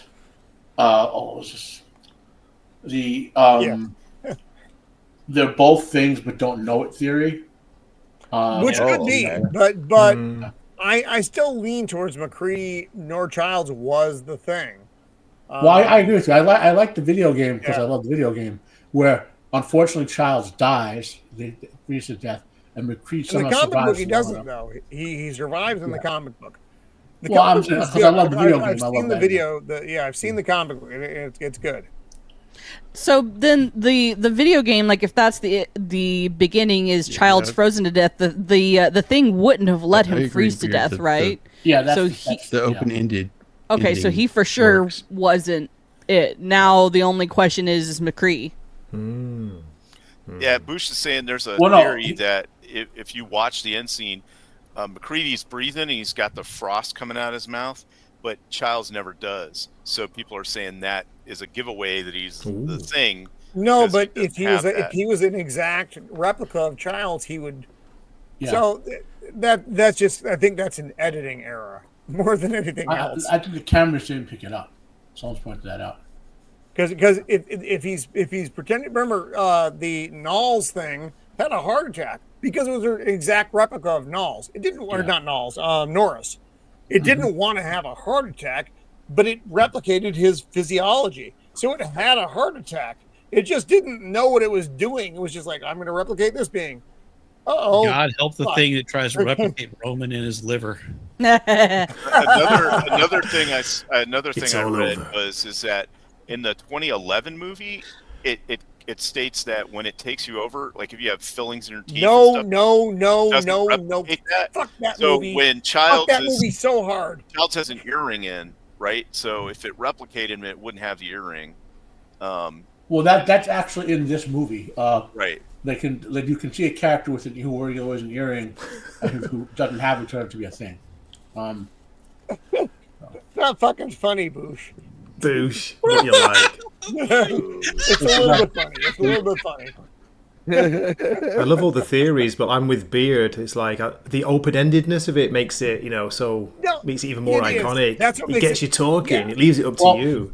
Because actually, if we just take the movie as it is and disregard the game, disregard any comments that have happened afterwards, and just take it for what it is, then both of them can be. One of them is, one of them is not, or either of them are not. In every single possible, it's like quantum mechanics. It's where Schrodinger's until thing. you actually, until you actually observe it, you don't actually know what it is, and that's kind of great. Well, great. That's like the end of Blade Runner. Yeah. Where is or is not, is he a replicant? Is Deckard a replicant or not? Yeah. Is Deckard a replicant? Open. I always like to assume that he is not. But it's a good there thing are they a lot never of ruined that theories with the out there second that he movie. was. So this is Blade Runner 4049 made well as not exist, and it's such a fucking terrible movie. Ryan Gosling is a bad fucking actor. He's a piece of wood who might as well be a replicant because fuck him, he can't fucking act. Anyway. So this movie is part of John Carpenter's Apocalypse trilogy, and all three of them are very much open-ended in terms of, is the apocalypse going to happen or not? So it's this movie, Prince of Darkness, and In the Mouth of Madness. And my God, that's such a good fucking movie. Yeah. I mean, maybe it's more obvious the apocalypse happening at the end of In the Mouth of Madness, but like I said, all three of them have a very sort of ambiguous ending, like in terms of there's no conclusion. It's like if something's going to happen, and you got to decide what's going to, like as audience, Like so I know Roman doesn't like the movie, but the next one in the sequence was Prince of Darkness, right? Which is basically a sort of plot about the real nature of Satan and the Catholic Church and all that, right? And the ending of it, there's these. So one of the premises of the movie is that they're sending you, using science fiction technology tachyons, visions of the future when Satan has escaped from his prison, to keep it simple, right? And every 20 minutes, you can only see things in your dreams. So the characters dream about these visions, right? So then you get to the end of the film where you think the good guys have won, but then a character has another dream, and just as you have to see the results of the dream, the movie cuts off. Snowdub, I did not know that this had been filmed.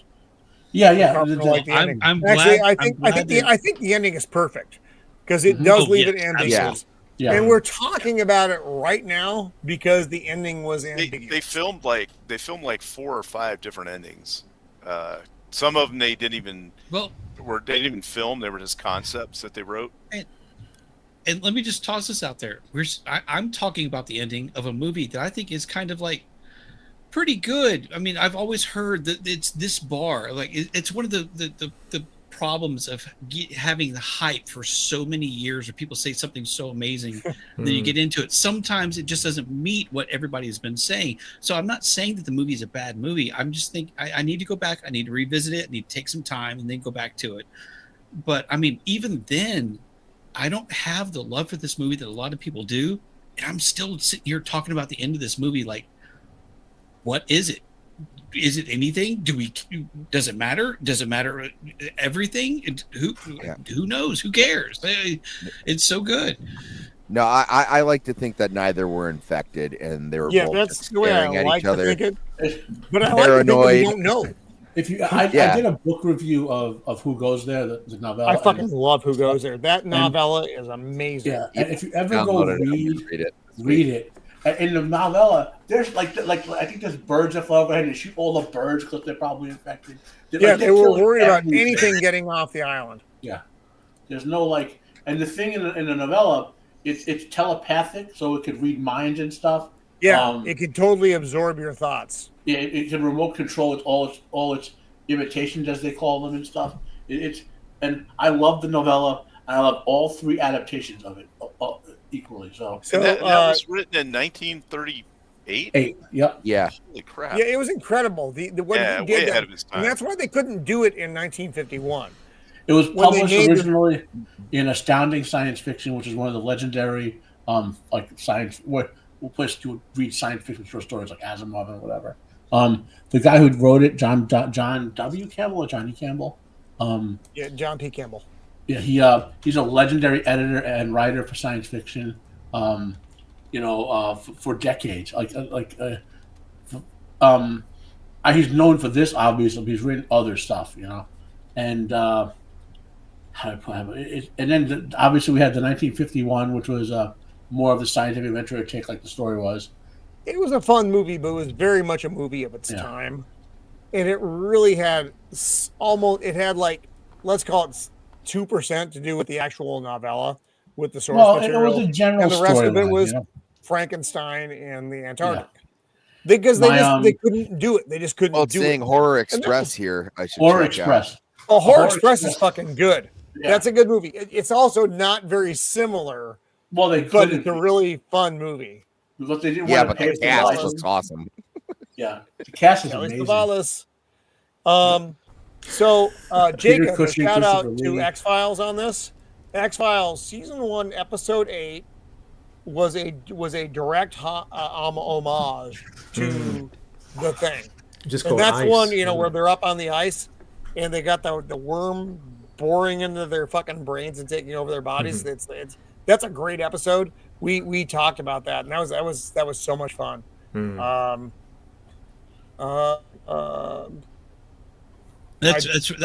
That's response to me saying that it can be hard to explain to people sometimes. I don't hate a movie that they love, as I missed a window where I could truly appreciate it. So that's what you responded to.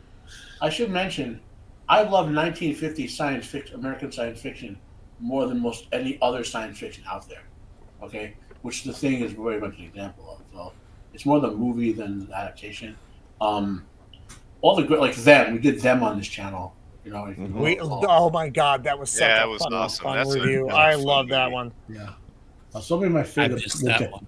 The Deadly Mantis, the Monolith Monsters, Tarantula. So many great sci-fi movies from that era, man. Oh, forget it. I'm like, I go off on a rant about that stuff. So let's not. But So, like I said, I actually own the soundtrack of this movie. I own the vinyl pressings, and it's just so good sitting there listening to it. It's interesting. The wind sounds that were created for this movie were actually done in the deserts of California, because that's what they had available to them to get those noises. It's just kind of funny the way they do these things. Because of his work on the sound on his films, you can tell almost any John Carpenter film as soon as you listen to 5 minutes of it.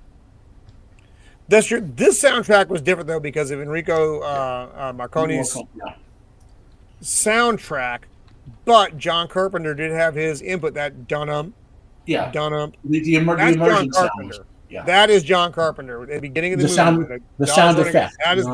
And then the rest of it comes in that, and then the soundtrack kicks in, and that it's just like this layered thing of just incredible stuff. And if you decide you ever want to buy that soundtrack, my God, the sleeves and the inserts, you get so much in there. It's fantastic. I think they did a remaster a year or two ago of the Thing soundtrack. Carpenter worked on it. I have a link to it. If I could ever find the link to it, because I wanted to buy it, but I couldn't afford it. It was like $600. It was a high end. I did not buy that one. Yeah, it was a high end. I had an art book. It was a super project. It was a big project. Well, there was a book with this, and there was art with this. No, this was like over the top, like a book. Okay. So, but it was probably like $80, which is still kind of a lot for an album. But when it's something I want, I will pay that much for it because I'm a nerd and I love the shit that I like. Yeah. This to me is we look at our science fiction films. We have The Thing, Blade Runner, which is I go back and forth, and I admit this very, very freely. I go back and forth with my favorite movies are Blade Runner or The Thing, because they are both such incredible films. They're very different films, but they're just such both remarkable movies.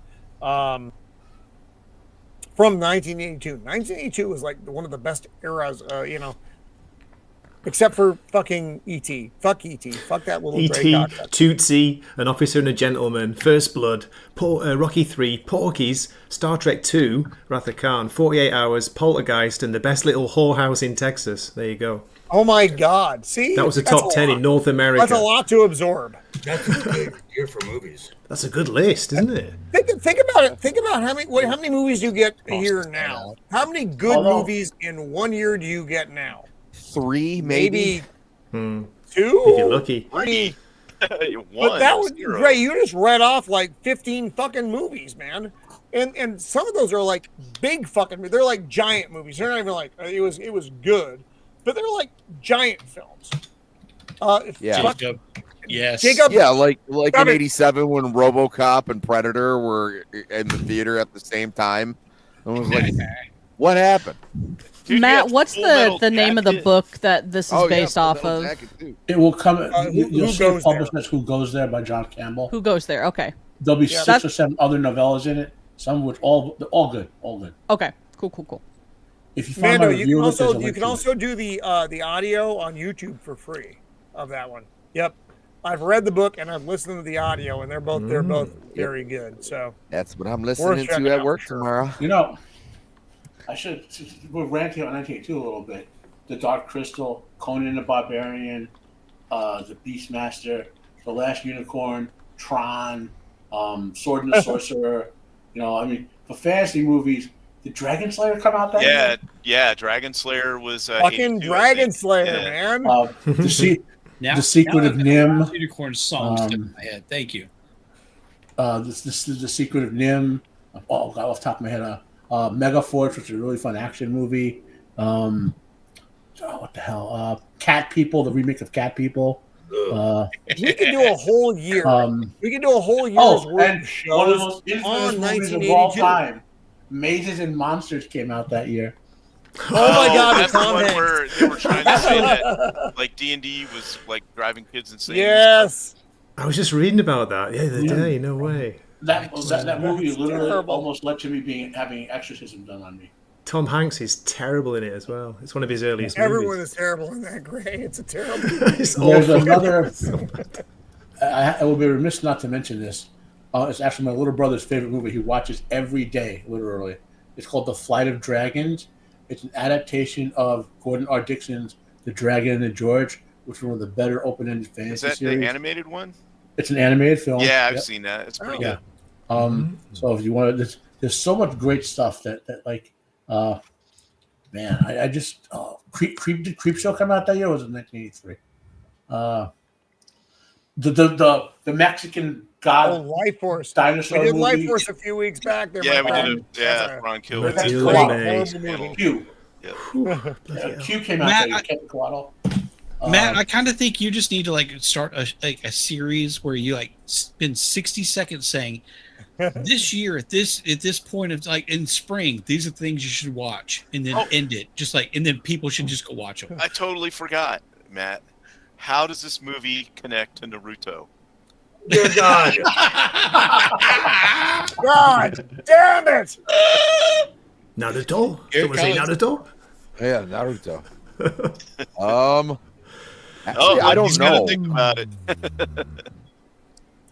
It's a little tough, other than to think of some of the. There are some horrible people like Orochimaru and Danzo who experiment on people, and that's kind of the closer. There's no direct. I would Yeah, say but there's- Shikamaru's mind control God, or there's no direct link this week. So on Yeah, that no, note, Shikamaru, but I'm um, saying this might be the there's first one not where a there's not like a Naruto direct correlation. note. We are Roman's gonna dying. jump out of here. So I am every time. I we have talk one more about that question show. for Matt. Oh God Okay. damn it, Shield Wall! I do, but is it what is that? Kryptonite behind you? What's that green thing? Looks like a Rick and Morty portal. There you go. We're on such a similar page there, Sammy. That is Rick and I Morty. know, brother. That's I Rick know. and Morty way. figured out of the portal. I got a giant pickle Rick in my basement. Oh, I got a little pickle Rick. You can't see him. He's under my monitor. No. Don't show us your pickle Rick. It's fine. That's Right when the here. stream went from good to great. Like right there is Naruto with all the 9-tailed beasts in chibi form. Then there's like Nice. 17 Godzillas on my desk. Roman, I just want to go ahead and say I'm going to call you out because of last week. Don't forget the outros. I will try very hard this week. I know I fucked that. So I was like, I was saw so how mad much at you myself. beat yourself. I told my wife after that. She's like, "You didn't do the outros. What's wrong with you? You always do the outros. The show." I'm like, "I'm fucking stupid, honey." Well, I know you're What's stupid. wrong but with you? gotta do you? the You're outros. dumb. So anyway, this for me, like I said, this is a top tier horror sci-fi film. And it's literally one of my. Yes, I was doing your voice. She's standing right next to me right now. It is Mrs. the Empire. Would you like to talk to the people, folks? She's shaking her head. She's shaking her head. She's running away. She's literally running away. She doesn't need to talk. We know what she sounds like. As you She's said, right there. She's right there. Get She's the giving me this flamethrower, eye. quick.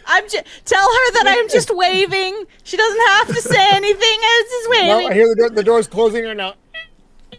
Wow, we made good time It's on over. this one. It's over. Yeah, So- I don't know. Yeah, I don't know. It was like we were in a time warp tonight.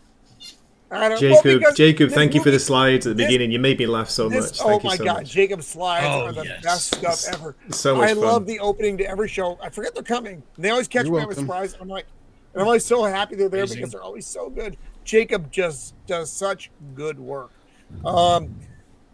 So again, this movie is top tier for me. If you haven't watched it, I don't know what's wrong with your life. You probably need to get out there and just expand your horizons. But this and Blade Runner and that little cocksucker ET all came out in the same year. I don't even know how to wrap my head around that. So Got the throat anyway, for it though. Yeah. We lost somebody. Jacob. Jacob. Oh, Wait, the why is raccoons. what happened? What happened here? Why is Raccoons. Jacob got attacked by the raccoons. I'll keep an eye that out little for him fucker? if he comes All back right. I talk about sting raccoons. All right. Well, let's. I want to say Jacob thank you so is much the to thing. the panel tonight and to our the chat. You guys bring so much to the show. Often insulting, very often informative, but always good. So thank you guys for being here, and thank you to the panel tonight. And before I fuck this up again, let's go around the panel and see what you guys have coming up this week. Shield Wall, what do you got, buddy? Oh, wait, here's Jacob. All right, so thanks for having me on. This is great. Always great to be on here. It was great to see Gray again. I don't know. Hopefully my schedule can line up with you, and I can see you do lives more or whatever. It's just usually whenever you're going live, it's like 4 a.m. in the morning for me. So, It is. It's true. Curse it's a that little time tough difference. a little tough to make that. But yeah, it's great having you on. It's great having everybody on here. Good to see everybody here. Great movie. It's always a lot of fun, going over these things with everybody. We had a good chat today too. We had Snow Dub and Thrawn killing everybody in here, hooking us up with all the good information. I'll be on Jacob's channel next Tuesday, and I think we're going over the 1996 Romeo and Juliet movie. Oh, wow. That's not. I thought we were doing X-Files next week. Yeah, we are. We're doing X-Files next week. So Okay, Jesus, there's a big difference because I don't give two fucks about one, and I really care about the We other. can't So- make jokes around Roman. His old mind can't handle it. But anyway, so we'll be doing X-Files, and then on this channel next week we'll be doing What are we doing next week? CBGB Oh my God. something. Yeah. I put out a list. None of you read my email. Why do I put out the memos? Okay, I read them. I don't memorize them. I didn't know how to Look, say I it. give you Oh. one fucking thing to do I each don't week, get Sammy. emails. What are you One talking fucking about? I thing don't to get do. email. Roman, you didn't even send him a link for this week, so Yeah. I completely forgot about that shit until today. Anyway, I forgot about everybody. it I was like, a great show. Great being oh, no, I on. forgot to send the links out. Much love to everybody. Thanks.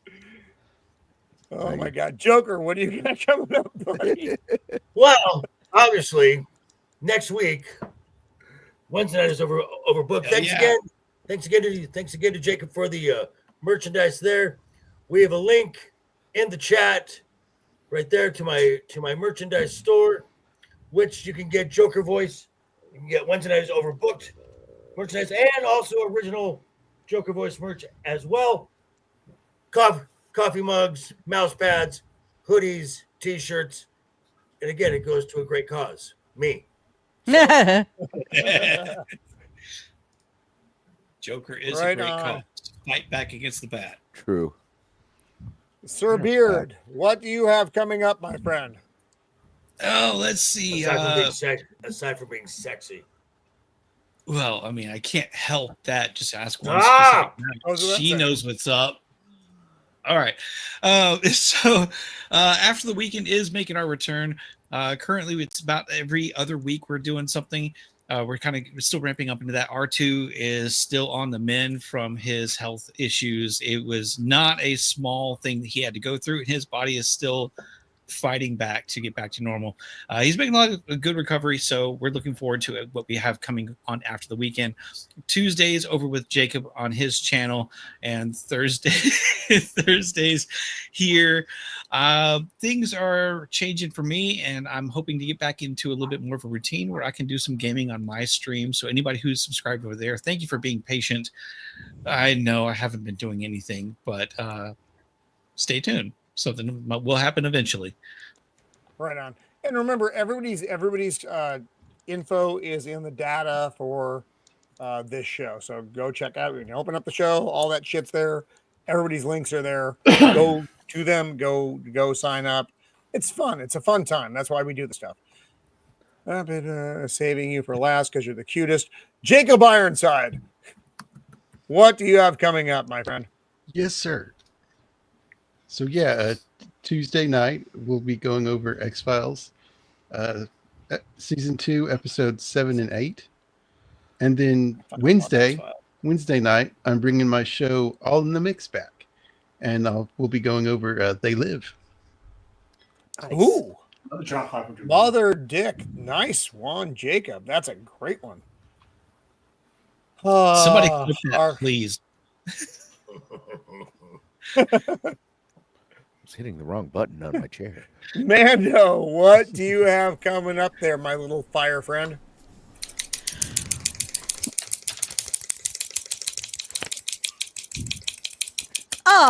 Gray, don't try to understand. Just go. Man, I can't wait for season 2 of that show. So let's see. This Sunday, 3 p.m. Central Standard Time, I have joined another dice rolling crew. We are playing the campaign called Skull and Shackles using our Pathfinder 1E game rules. If you have no idea what that is, it's basically the same thing as your normal D&D, just different rules. And we're pirates, so... All right, and that's going to be every Sunday, 3 p.m. Central Standard Time. I am dual streaming with my friend Trucker Rob, who is the DM. No. I shouldn't even. Why now? My whole train of thought just crashed. Just crashed. Don't read. But I will also be back again on Jacob's channel for the X-Files. I will be streaming Wednesday on my Twitch and Kick channel, some sort of game, probably either Phasmophobia or Sea of Thieves. Just kind of depends on how many people are available for each one. And then I'll be back here Thursday once again. Right on. Matt, my good friend, the Thad that shouldn't be, the Unbearable 73. What do you have coming up, my good friend? You know, the way my memory works, I very rarely forget anything, but don't always recall it, which in some cases is good. But you, my friend Shield Wall, have caused a horror to occur in my brain. I mentioned the 1996 Romeo and Juliet, which is the version of it they turned into a mafia business corporate espionage. That was so funny. And I can't say it's good, but it's weird, and I kind of like it. I had thought 30 years later now that it would never come in my brain again. But thanks to you, Shield Wall, my neurons have activated. That's how I roll. All Italian gesture for you, Shield Wall. All the time. That being said, so am I on CBGB next week, Roman? Yep, you're on. Okay. So Romans will be here from Roman and CBGB, GDRDF. I have relatives who went there, so I should ask my aunt and my mom for some short stories between now and then. You should. Yeah. Unfortunately, I was a child when the real CBGB ended. But anyway, we have Wednesday nights overbooked with Joker Voice. Left Eagle, who is often on this channel, is on there with us. Mm-hmm.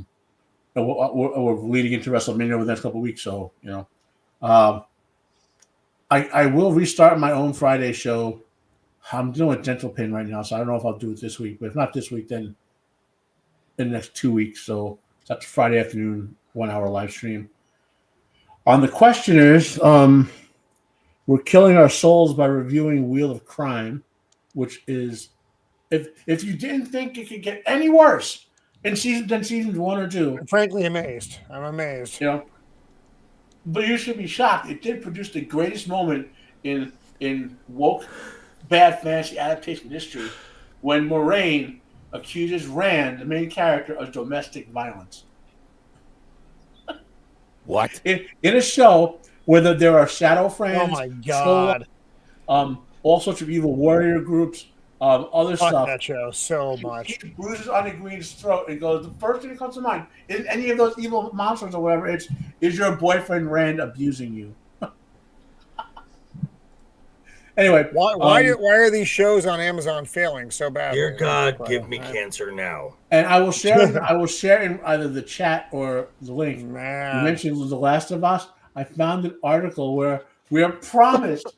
Remember what the second or third episode where we all skipped 45 minutes because it was the background love story between the two gay guys? We're promised another episode just like that in season 2.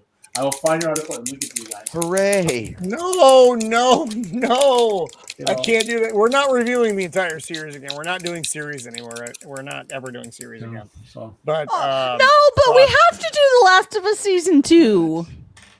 and Mando, Sammy, the answer to that question is no. Sammy, We're not I won't doing be that there for fucking that. do series. some Naruto stuff, Sammy. We do it. Yes, I know.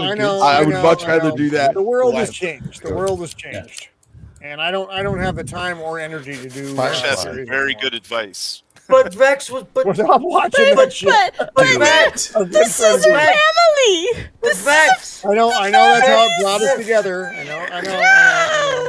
Now, I should point out, I don't get into it anymore, but I don't know when to start the scissoring thing with the scissors. I don't know. I was cutting out all those napkin figures with those so Goddamn Last of Us bullshit fucking show. Somebody clip Sammy, that what do too. you have coming up next week, buddy? Well, I just bought one of those old school digital watches for Vegas, so Hello, sir, Mr. know, Fancy right? Pants. catches it. I have this weekend, Saturday at 11:30. It'll be episode 5 of Cavecast, where we take an academic approach to the world and lore of Batman. This episode's gonna be called "The Cop and the Butler." So obviously, we're gonna be talking about Commissioner Gordon, and we're gonna be talking about Alfred Pennyworth. So one of the Commissioner Gordons just died. Oh God, which I got the Fisher. Which Commissioner Gordon actor just died? Like the first one? I was going to say a lot. I think a lot of them are dead. No, I think he did in some of the one of the animated shows. I just saw his obituary. What was his name? He's like a 80-year-old actor. My God. No, I'm going to remember it like 2 hours from now. I'll be laying in bed watching episode 3 of season 3 of 24, and it'll just pop in my head randomly. No worries. Hello. And then Hello, Sunday. Frank. It's good to see you, buddy. Yes, you were late. Just do the rewatch, buddy. Just do the rewatch. Sunday at 9, I have my news show. That's where I have people in our pop culture circle, and then we talk about nothing about pop culture. We all do. Friends of the channel. All friends of the channel. Stupid news stories. And then excellent. After that, I'm not entirely sure. I did just put out a live album. If you guys want to go to my channel and check that out. Go to his channel and check that shit out because it's fucking great. There is a video. I love it. I appreciate that. Other than that, I don't know. Just take a look behind you. I'll probably be on someone else's stream because I am the stream whore. So I will. I prefer the term prostitute, Sammy. It's so much more family friendly, which is what okay. I mean, that's what you said earlier about this movie being a horror movie. I just quoted you from what you said. Horror, not private streamer for money. Fuck my life. Gray, my good friend Wakizashi's Teahouse, who has literally like all the best content ever in Japan, and not at all. And he's British, which makes it that much sweeter. So, buddy, what do you have coming up? What are you looking at right now? What do you have down the road? Just dropped a review of the Hush 2 Part 1. Jim Lee, Jeff Loeb is back doing Batman. That's on the channel. I'll be on Weird Science Comics channel Friday, 7:15 p.m. Eastern, doing reviewing Absolute Wonder Woman and Absolute Martian Manhunter. Oh, nice. How are you liking those Absolute comics? Are you digging those? Absolute Batman's been a lot of fun. It's crazy. It's kooky. Absolute it's spooky. Superman's kind of a bore. Yeah. It's an interesting take from what I've seen. I don't follow comics nearly as much as you probably do, Gray, but from what I've seen, it's an interesting take. I don't hate it. It's like an Elseworlds thing, isn't it? It's its own it really thing. So is it an Elseworld? These absolutes? Is it an Elseworlds or is it? They're like setting up an absolute universe, but they haven't like what do you call it? Crossed over yet. What happened was there was so it's basically a warped world that like Darkseid kind of started. So Darkseid is Yes. Oh. So it's a warped view of all these different characters, but because these characters are like, we did get to see absolute Batman drop kick a child the other day, which it was amazing. He basically carries an axe head on his chest, from what I understand. Yeah. So if you want something that's kind of looks like really brutal, that might be kind of your thing. Fucking brutal. But yeah, I thought they looked cool. Communist. The Flash has anxiety. I haven't gotten a Martian Manhunter yet, though. But it's been great being on with everybody. Seriously, thanks so much for having me on. Jacob, thanks for all your hard work with those slides, for making me laugh. Finney. What was it? Thank you for Roman. The problem is, like, I know it's a bit of a whinge, but I'm always working at this time. Weekdays, American evenings, apart from Friday evening. You know, I'm at work, so I can't catch anyone's streams. It's a nightmare. There we go. Rewatch. That's because you live on that island with like 7,000 people. It's just the way it works. 7,000 a little more than that. All 7,000. But I'm so happy you were able to make it here tonight. I always love having you on. Thank you so much. Your perspectives I enjoy them greatly. Bless you. So thank you so much for being here, my friend. So that's it for tonight, folks. This was The Thing. Yes, I do this show like once every 2 years because I fucking love this movie. And I love getting different perspectives on it. And that's what we do with this panel. So, golly, that's a lot. So make sure you check out everyone's material again in the description for the show. It's all there. And we will be back next week, Thursday, 5 Pacific Standard, like we fucking always are. When we're going to be looking at the movie CBGB, like we talked about a little bit, and that's about the formation of the incredible punk club in New York City that brought you all the music you actually like today, whether you realize it or not. If you don't realize it, I don't know what to fucking tell you, but come in and join us for that show because you're going to learn a lot of shit. So until that time, thanks for hanging out with us. If you're watching it on the rewatch, thank you. Thanks for the people on the YouTube and the Twitter. And until next time, be kind.